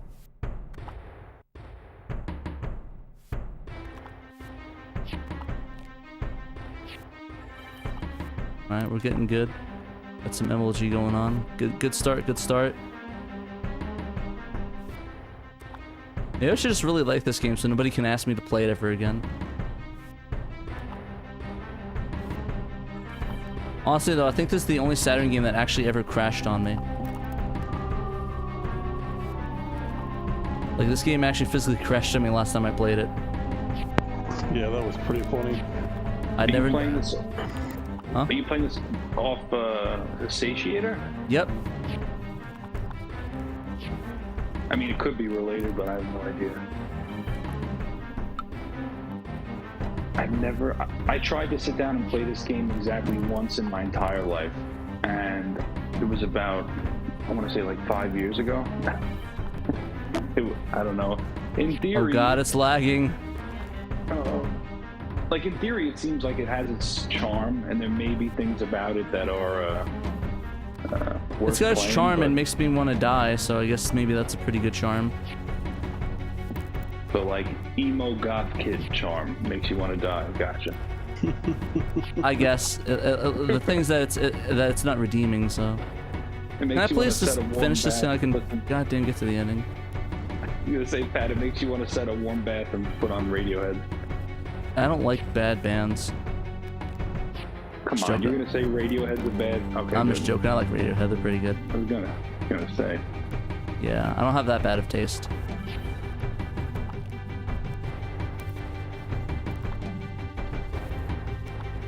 Now, if I listen to Nickelback, that'd be a different story.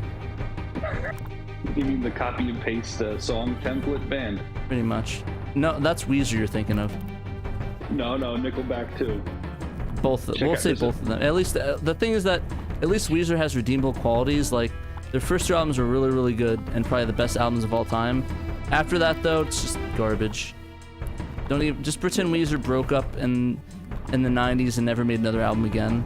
It'll save you a lot of heartache. That's kind of how I feel about Pink Floyd and the solo. Well, not solo, but when Roger Waters left the band, anything David Gilmour led after that. As much as I love the guy, I think he's a great musician. I really liked Division Bell. That was really good. But like, we gotta give credit. Oh no. Oh my God, so dumb. But yeah, like credit where credit is due. I really liked a lot of Division Bell, and let's be honest, Roger Waters' two albums after that were not that great to begin with either. Pros and Cons of Hitchhiking and then Radio Chaos. Oh my God. Yeah, his solo stuff is worse for sure. But Actually, hey, David Gilmour. Sorry, what were you saying? No, I was just gonna say David Gilmour had a solo album probably 10 plus years ago that was really good. And Yeah. that Roger Waters album, he had that song "Watching TV." I don't know if you remember that one. That's the one good track, I'd say. Oh, I like the David Gilmour's On an Island. That album was fantastic. Yes, that's the one I'm thinking of. How long ago was that? I said 10 That years. was it 2006. longer? Man, time flies. He did Rattle That Lock too, which I thought was okay. It definitely wasn't as good as On an Island though, in my opinion. But yeah, the things that Roger Waters did have a pretty decent. Like I really loved the Amused to Death. That one's a really good album. Oh yeah. So that one is really good. Maybe that's where Watching TV was on. That's probably what that album is from. Yeah. But yeah, that album's pretty good. I just never like. But I love Division Bell. I did not like Momentary Lapse of Reason. It's way too 80s for my style, if you know what I'm saying. Yeah. What was on that song like tongue tied and twisted? Yeah, oh, that's Learning to Fly. Yeah, Learning to Fly. That's Apparently, good. a lot of people do like Dogs of not Dogs of War, the other one. I forgot the exact name of it, and I don't want to look it up right now because I'm kind of dodging skeletons throwing shit at me. But there's a couple of really. There's like two songs. Oh, Sorrow. That's a song off of that one. That's really good. So those two songs have pretty decent followings, but Sorrow actually is a pretty decent song off that album. And Learning to Fly is just cheesy good. Yeah. So basically, what I'm hearing is that for your birthday, you would like a Mr. Bones OST on vinyl. Is what I'm hearing.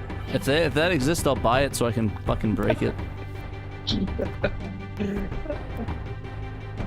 Can I please end my suffering? Can I please get to the end of this goddamn level?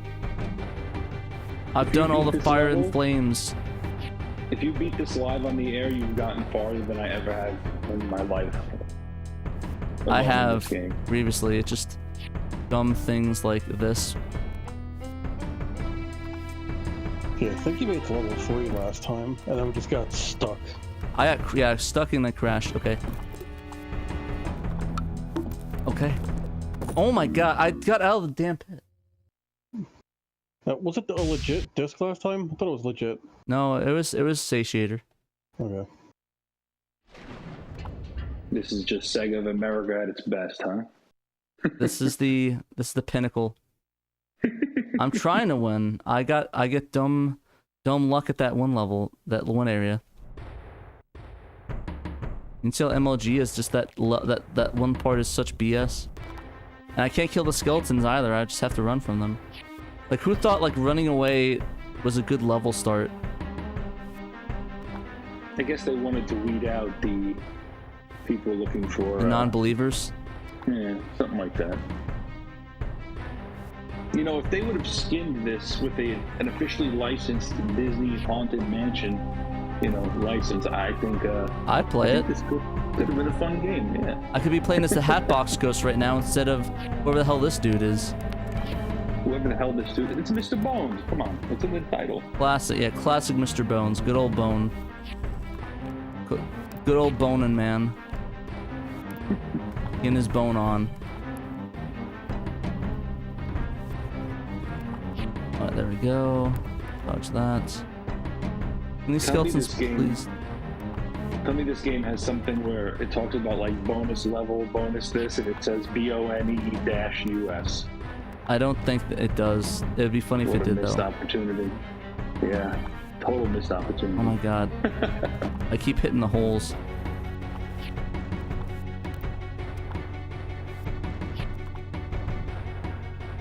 I mean, this is all this game's about, boning and holes.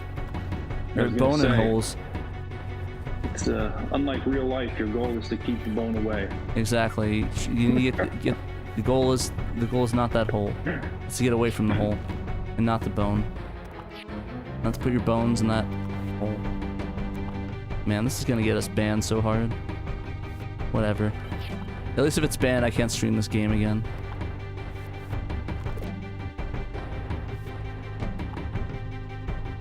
Yeah, Oh my god, this is grueling. Oh my god. I feel like you have to be at the end now. You'd think. How long does this go? Until I'm pissed off. It's doing a great job at that too, so.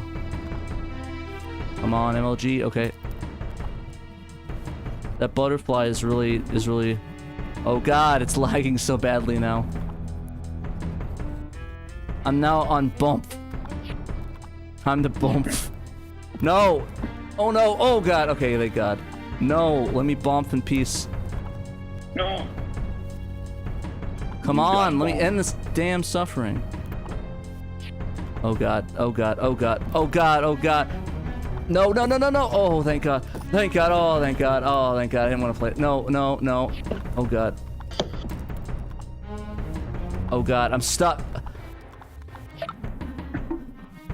Yeah, this is. Oh my god, legit. No!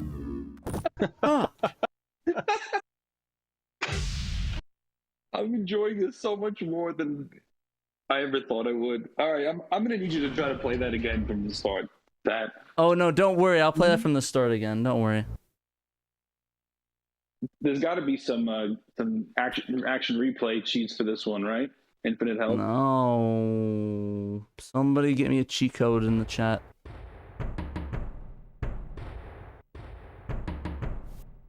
Please. Somebody give me the cheat code to get me to the end of this game so I don't have to play it. Is it just the stream, or is the background layer video? It's not, is it? I think it is video. It's incredibly laggy though, holy crap. Yeah, frame rate looks like it's about 3.5. Probably 2. This is your purgatory. Yeah, no kidding. Hell is being forced to play Mr. Bones ceaselessly throughout eternity. No, I'm Boney.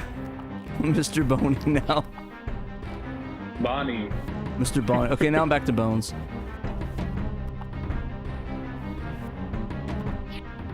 My Bonnie lies over the ocean. Bonnie lies over the sea. So what's like the backstory about Mr. Bones? Is he like some scientist made skeletons real, and then like he was like, hey, that guy's not bad, make him bad, and then he did a sick ass drum solo, and yeah, that's the plot. Really? That really is the plot. I'm not joking. Oh, Blue Moon has a level select cheat for you in the chat. Okay. I'm gonna try this one more time, then I'll use it. Isn't there supposed to be like all kinds of variety, but like every stage is like wildly different? Yeah. Unfortunately, most of them wildly piss you off.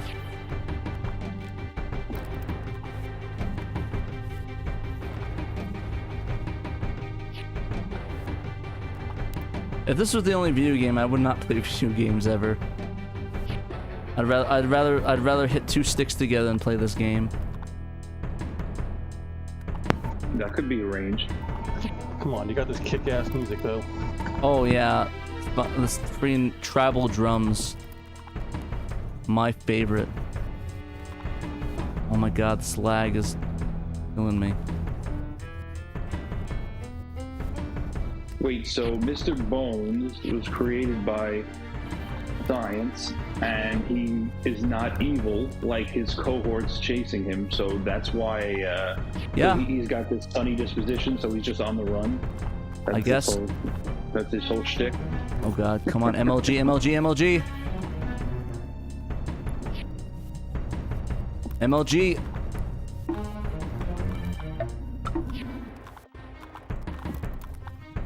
Oh my god, MLG, MLG, MLG!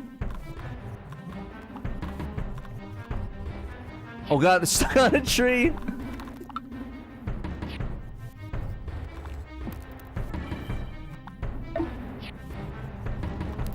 Oh god.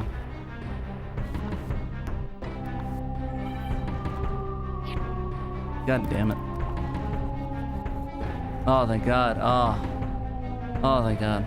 That sucked. I mean, technically this is like a long-form music video game, so... Alright. Oh boy, my favorite level.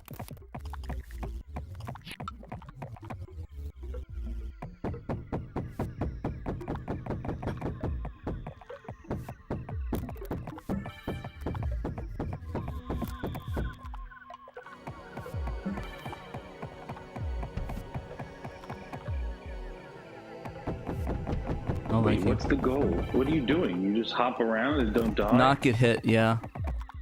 Until when? Until I am able to kick ass. Okay. Yeah, welcome to Mr. Bones. Welcome to Mr. Bones.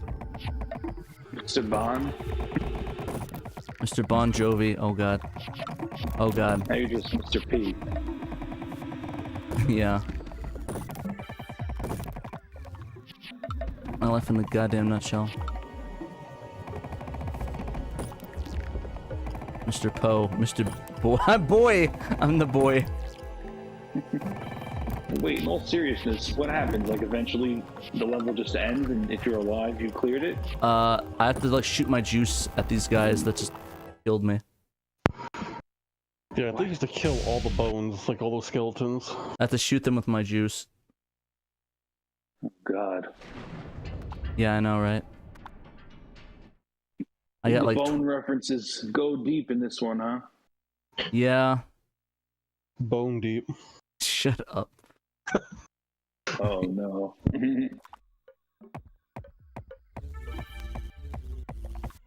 Ow. We're not getting MLG getting hit like that.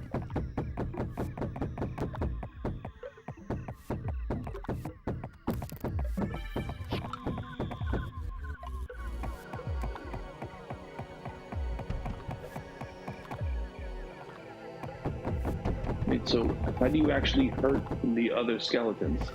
You can't. You have to shoot them with your bone juice thing. Yeah, you mentioned that, but where is this bone juice dispenser? I can't. I really can't. I can't stop until I can't show off my bone juice until I like finish these guys. Cause like the second I do, I'm gonna get hit like that. I guess I'll understand in time. You'll see. Okay. You'll see them come on the platform. Yeah.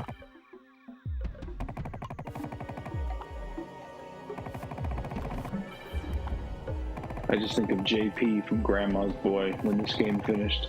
QA, they were like, people will bow to it. Okay, now I can shoot my bone juice. I guess I can't shoot my bone juice because I get that. So you're supposed to shoot your bone juice at him, but like I can't shoot my bone juice now. Because I have You no can health jump left. on 'em. I can jump on them, but I can't kill them. It's like Castlevania skeletons. Yeah, honestly, it sucks. I need to, like, I need to shoot them with my magic juice, but it won't let me get it. Are you hitting the right button? No, the thing is that I don't have it because I don't have arms. I have to get my arms back. But I have no health left, so I have to jump on these guys to get the health until I can not do that and die.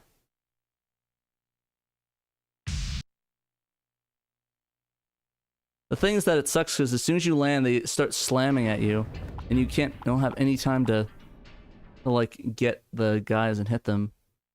That makes sense.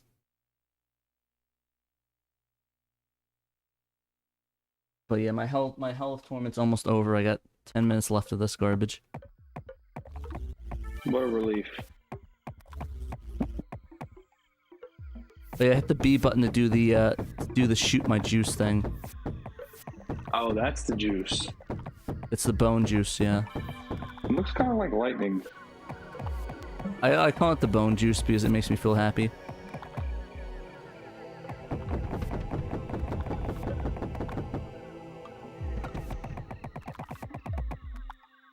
Ow, of course it started right with me.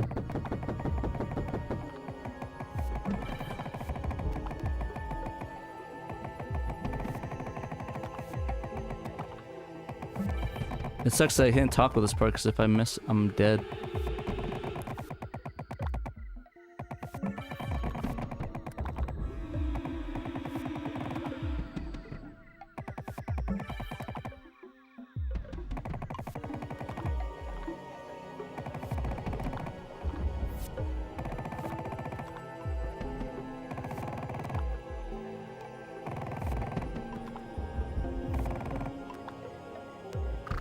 And now I do the bone juice. Oh, god damn it. They do that dumb shit.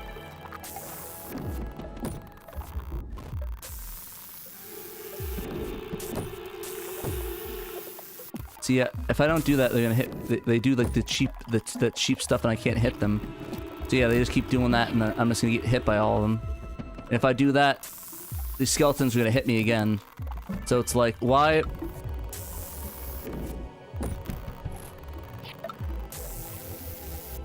Yeah, so it's gonna complete bullshit.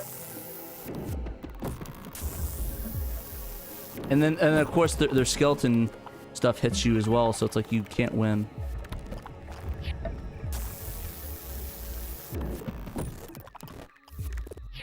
Okay, now I won, finally, goddamn it. That was absolute ass.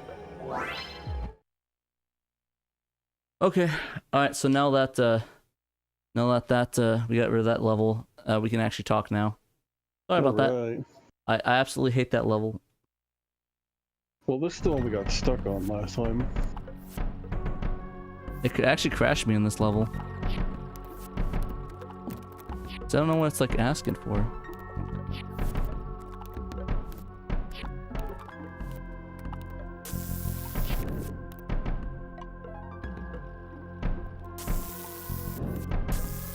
Go kill those guys right there.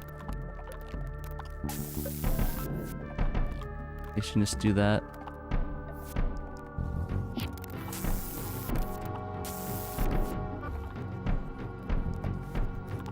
Yeah, this part kind of sucks. I don't know where to go with this. Oh god, I forgot about that.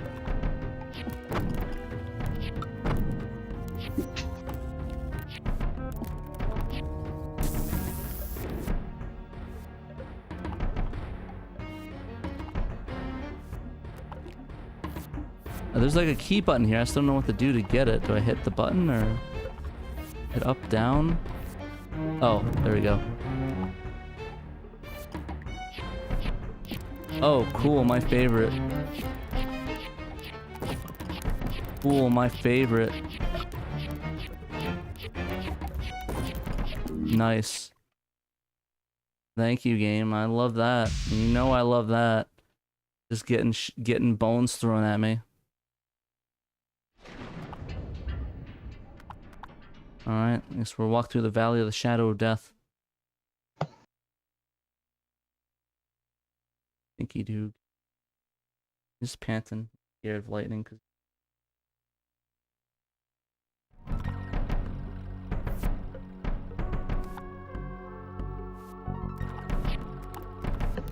Is it raining over by you, or is it just thunder? It's lightning and raining.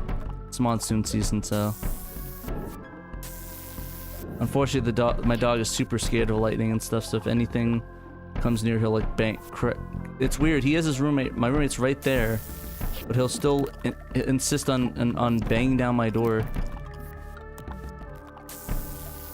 Did you get him one of those like sweaters that are supposed to comfort them? You know, I don't think he'd try that.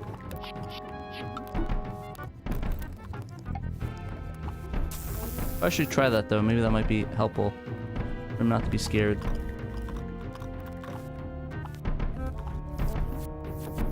Right. Oh, I'm gonna dodge that.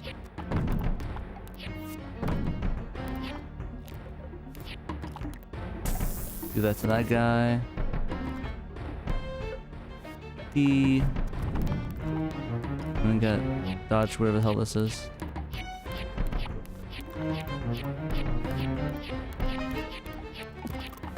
I don't even know how to get through this besides run like hell.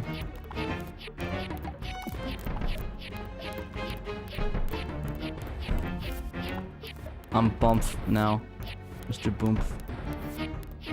Oh cool, got my bone level back. Now we're boning with fire. Oh, you don't want that. Exactly.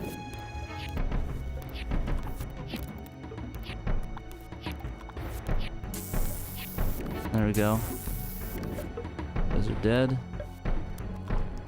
Okay.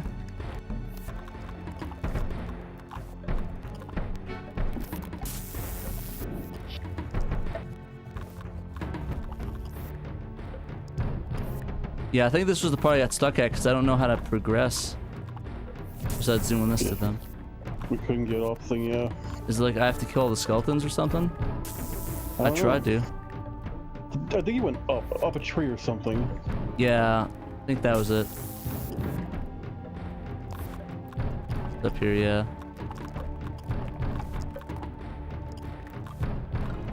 Oh, or that just happens. Now I'm just bone. Okay. Jump. Yeah, even that I don't have the distance to jump. Come on, that is so cheap. Oh no, I can't even shoot. Maybe I need to get like the parts to do that. Yeah, because I can't even make the jump now. I think I actually might need to go back and get bone parts.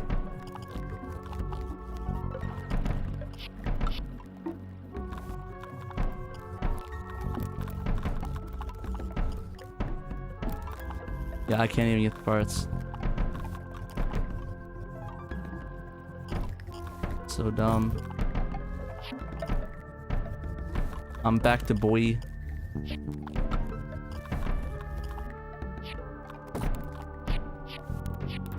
I wonder if there's any Mr. Bones speedrunners.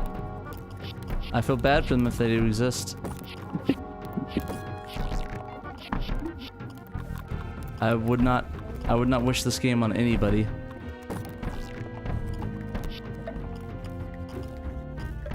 No friend nor enemy. Hey, why do you keep losing your leg? It's just like I don't have health or something. It's like I can barely hold on or whatever. I can't shoot my bone juice either, so that's out of the question. I keep getting slapped by these guys.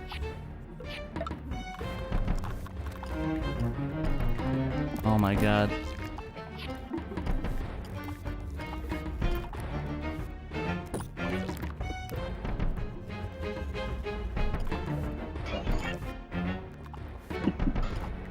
Just the spinal cord, huh? I must have eaten myself. I lost that one. I'll take the L on that run.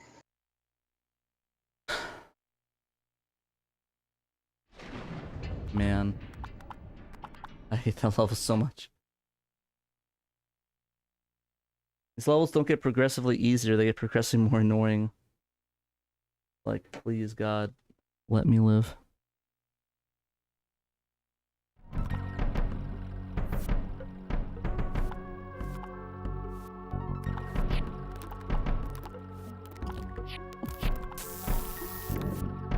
He's probably gonna be pissed that I played Mr. Bones without him.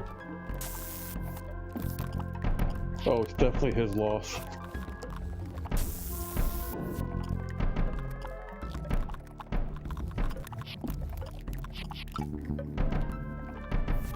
I have a bone stick out of my...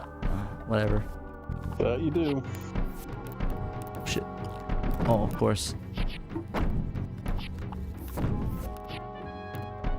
I don't think I'm actually gonna be able to make it across that bone throwing thing. I'm not good doing a bone zone stream. You can forget that.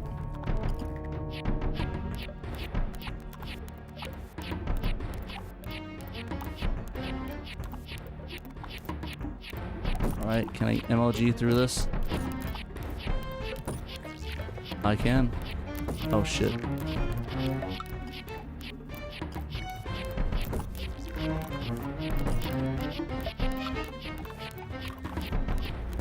Oh my god. There we go.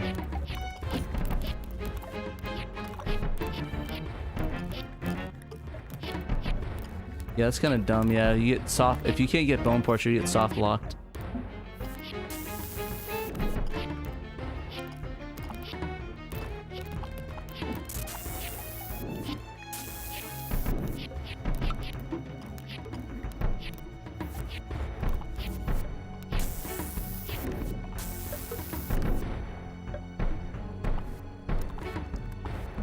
Alrighty.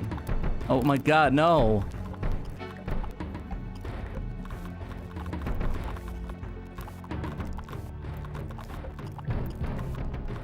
Oh, what the heck? I missed that jump?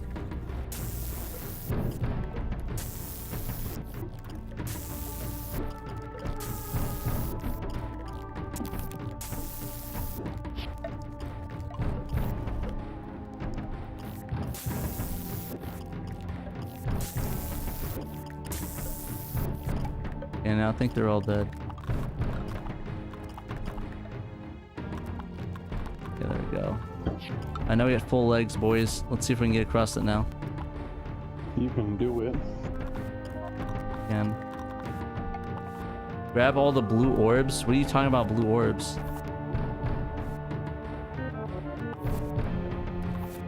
Yeah. Is there anyone that knows a guy that can get me through this? Oh, I get it. Oh, that's a dumb sign. Oh. Can we get an admin to ban him, please?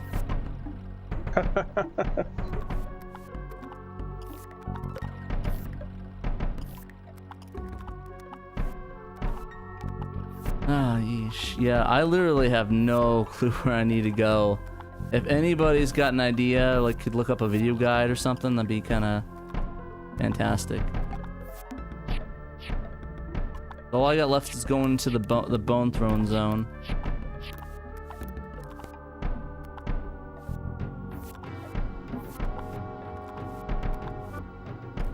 Oh, I guess I can do this.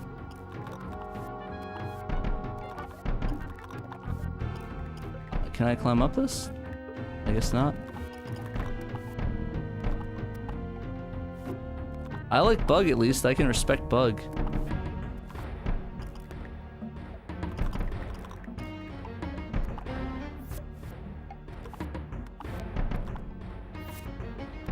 There's gotta be a way through this. Is there like no way through this? I can't blow that up. I can't reach the platform. There's gotta be a way to get over there.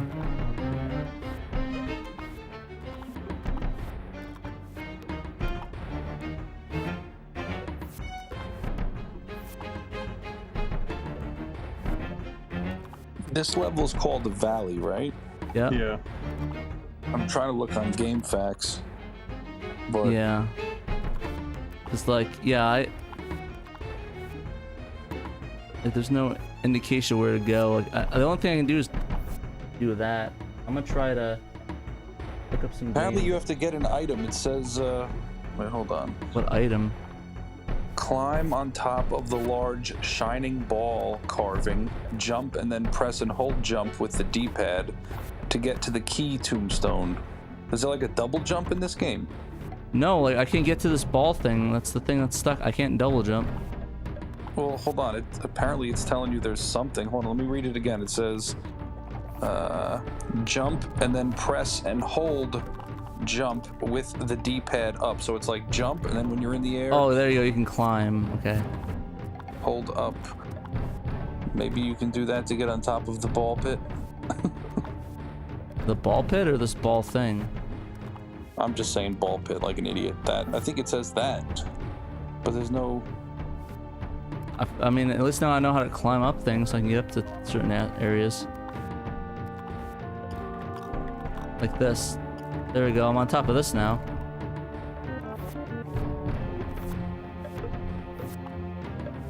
There's some over here. Now we've learned... that big circular thing. Yeah, the only big circular thing is that thing on there, but I can't climb up it. Did you try hard enough? Wow. Yeah, is there like a video guide on YouTube or something? Like a YouTube thing? I hear there's an entire community. Oh my god, I hate you so much.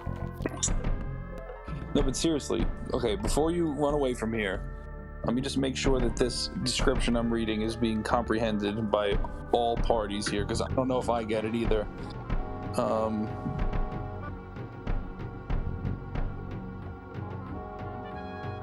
Jump and then press and hold jump with the D-pad up. So if you jump and then in the air, you press jump and hold the up button on the D-pad, nothing happens over here.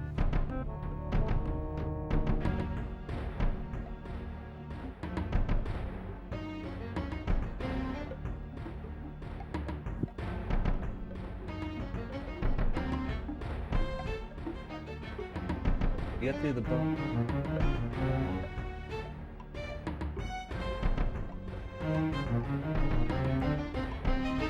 It's a very fun stream. Hopefully people are enjoying it. I have to say, this feels like the culmination of a life filled with making all the right decisions.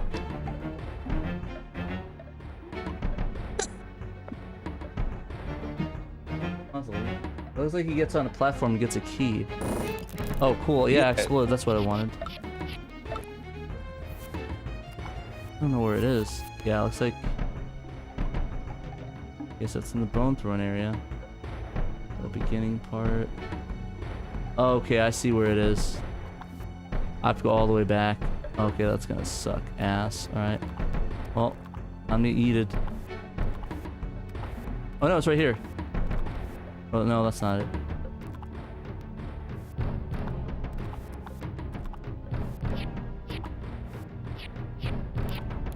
Alright guys. I'm not gonna eat it.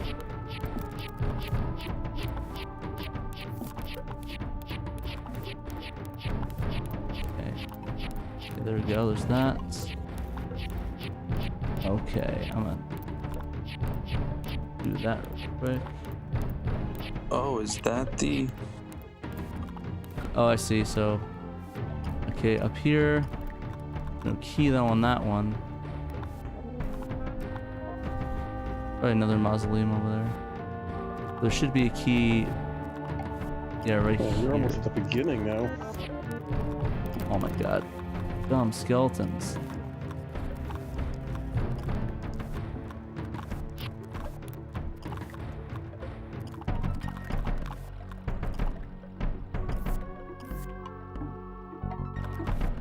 Oh wow, I'm at the beginning.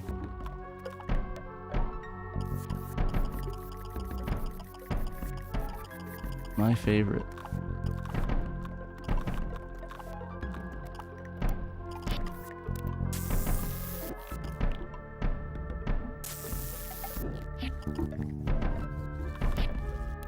Where's that? Come on, get on the goddamn thing. Why is it stopping the animation?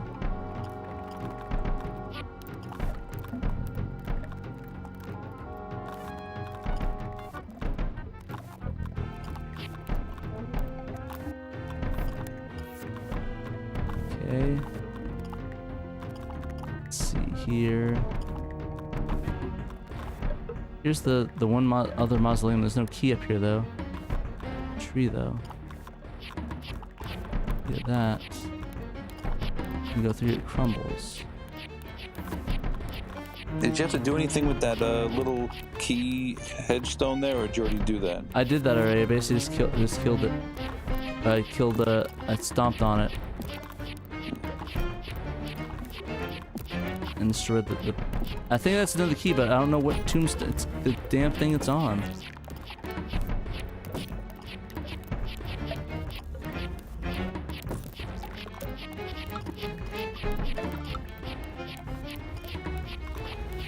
Oh my god, stop. There we go. It's saying you have to go on a mausoleum, but I just don't know where it is because it's showing in the video that there is indeed one. There's none up here. It's up here. Okay, let me try moving this. Maybe there might be a... What's new?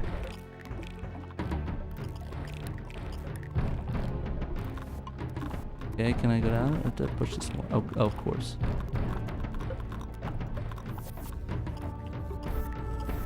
Of course, this is where it is. Of course. And I cannot kill them because I had no power left. Cool. Well, I found where to go, guys. Good game design. Game design, guys. I really appreciate that. That made a lot of sense and was fair. At least we got it now. Yeah. One way of putting it. The level after this is the one with the guitar. Cool. And that's when Pat starts enjoying the game. Yeah, that's the part where that's the part where it's gonna be fun.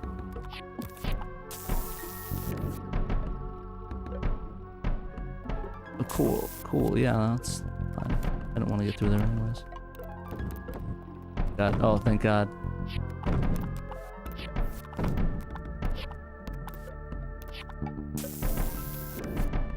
That's... Alrighty, got the key, destroy that bullshit. Gotta get through fucking Bone Throw Alley now. Oh God, too much boning. Oh, thank God. Okay, that's good. Let's get a bone refill. Refill our bones, guys. Can I please not take an hour and a half to get... Okay, move the stone.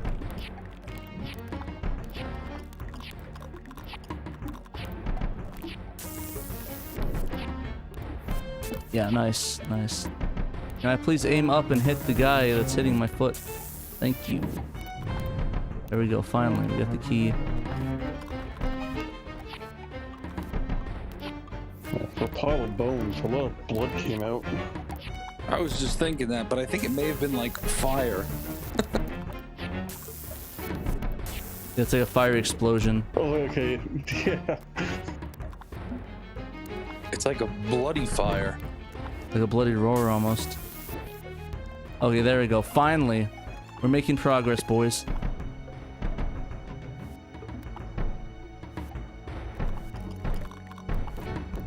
Oh God, here we go. Gotta duke this thing.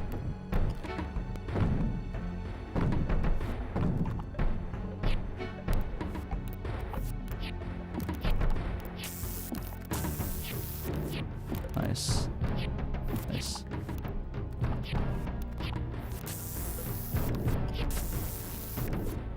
Okay, now we gotta get through another one. I'm pretty sure it's one of the Muslim thing over here. There we go. Perfect.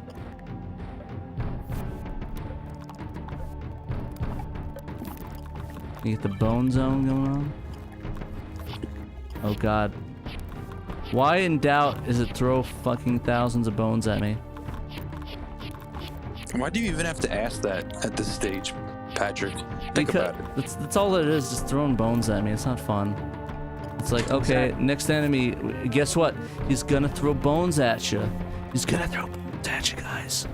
They were sitting around and they said, guys, players today demand a sophisticated experience. And this is what they came up with. Man, sucks for whoever thought this was a good idea. Oh, cool. Now how do I get up this thing? Really? Spooky ghosts? We just clichéing everything today? Oh God, I can't move.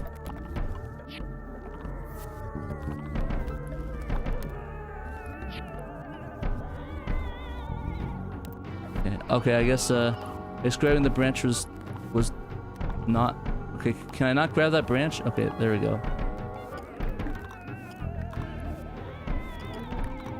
Come on, let me get on the damn branch.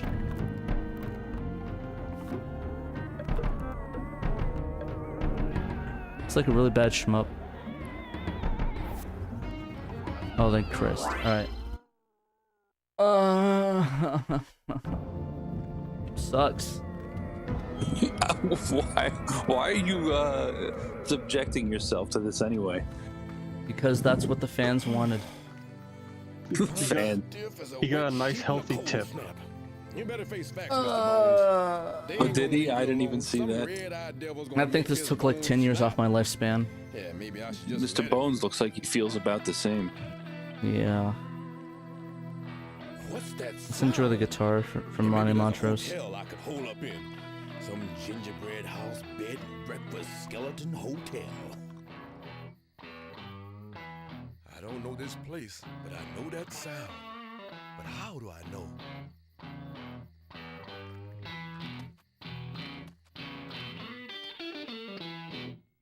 Oh my... Oh no. Oh no, not this type of game.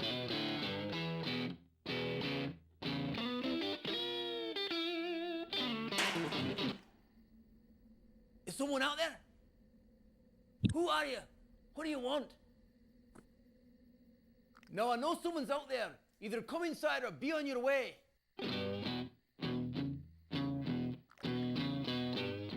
How does that thing do that? It would make that pretty noise. What, have you been dead for 50 years? It's called a guitar, son. Why don't you try one on for size?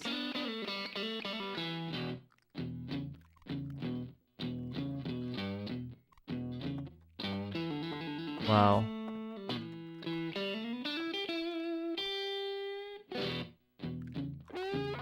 Industrial lights and magic over here. Just Wow.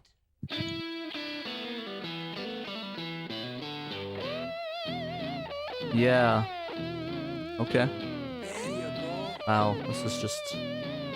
It's just awful. Like, I can't even be ironic at this point, it's just... Yeah. Yeah.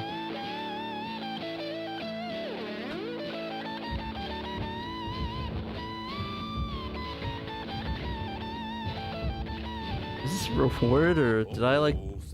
This feels like... Serious jelly. It's like I just got kicked in the balls almost. The man with the drums. Yes, sir. We are missing. You'd better hang on to that guitar. It might come in handy. Thanks. Okay. Later on. Yeah.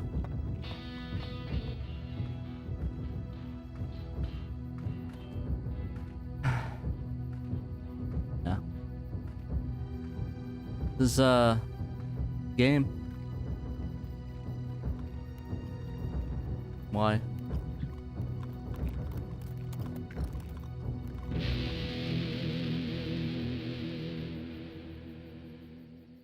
How about that? One chord and I wigged him. Now y'all can't talk, but you can listen. Maybe even. Come on, man. This just screams 90s. This screams, I want to jump out a 3-story building. That's a good way to describe Guitar the 90s. solo. Yeah, but I suppose if you go through a story building, you may survive.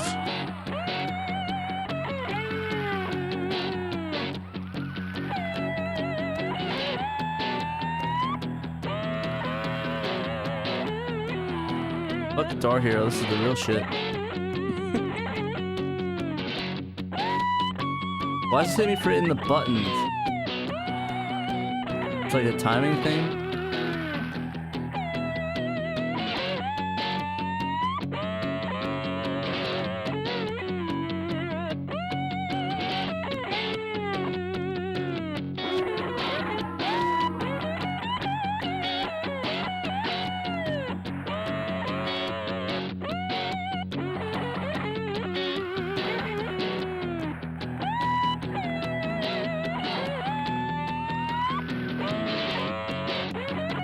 How am I supposed to know what to hit? Yeah, this is a very odd level. I guess it's one of those you would have checked the manual moments. I don't know. It's kind of like a WarioWare, but you don't get 5 seconds. You got like 3 You hit a minutes of- it's like a random thing. It's like you might do a guitar solo, you might die.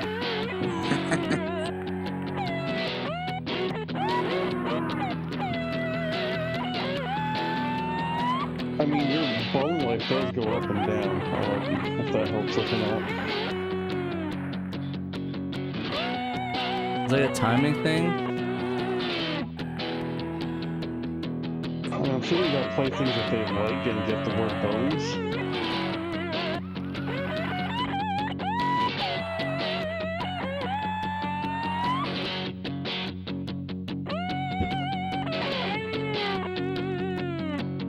A, then C, then A, and then C over and over again. I swear to God, if this works, I'm going to friggin' shit. Wow. You got a letter back.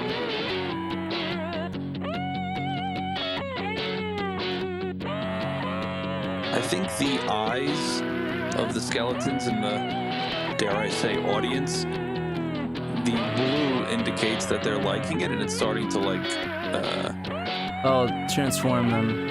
yeah. Yeah, it is. I'm watching them. More going blue.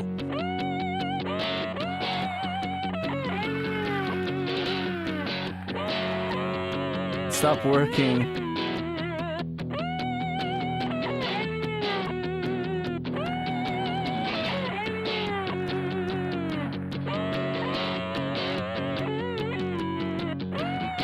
I guess it's like a thing where it's like it's like so random, but that's the best chance. Well, you're Bond now. Oh, you're getting hurt there. Oh, okay. What the hell happened? I don't know. I did what Monica said. Alternate plus the first few notes of A and C rhyme rhythm again and again same to work well. That was fucking garbage. Good thing I've got a sense of humor. Situation like this could be Wow. done. I like the one context. The sound Voltex looking good finally. All that matters, you beat it. That was just awful. Wow. Wow. I think Yeah. you've officially played more of Mr. Bones than like 99.5% of all Saturn owners in the history of the world. Okay, I'm just getting my shit kicked in by this Franken dude. Okay.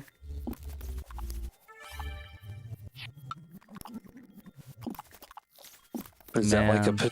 lumberjack? That's what it looked like. I don't know. Don't tell me anything anymore.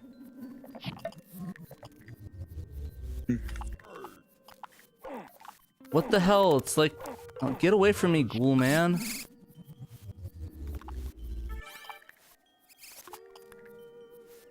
Pat, What? Anthony, I gotta bounce, but Sounds good. I hope you beat the rest of this game for all of America to see. No, I'm not beating it tonight. I'm almost Yeah, done with that's this. a lot of levels.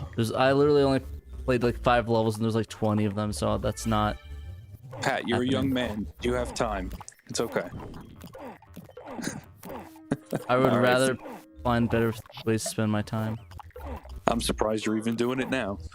Take care, everybody. Honestly, I'm Take it about to easy, stop. Later, man. Have a good night. Yeah, Man, you gotta go back to work soon. this feels like work. Yeah, I'm good, fam. All right.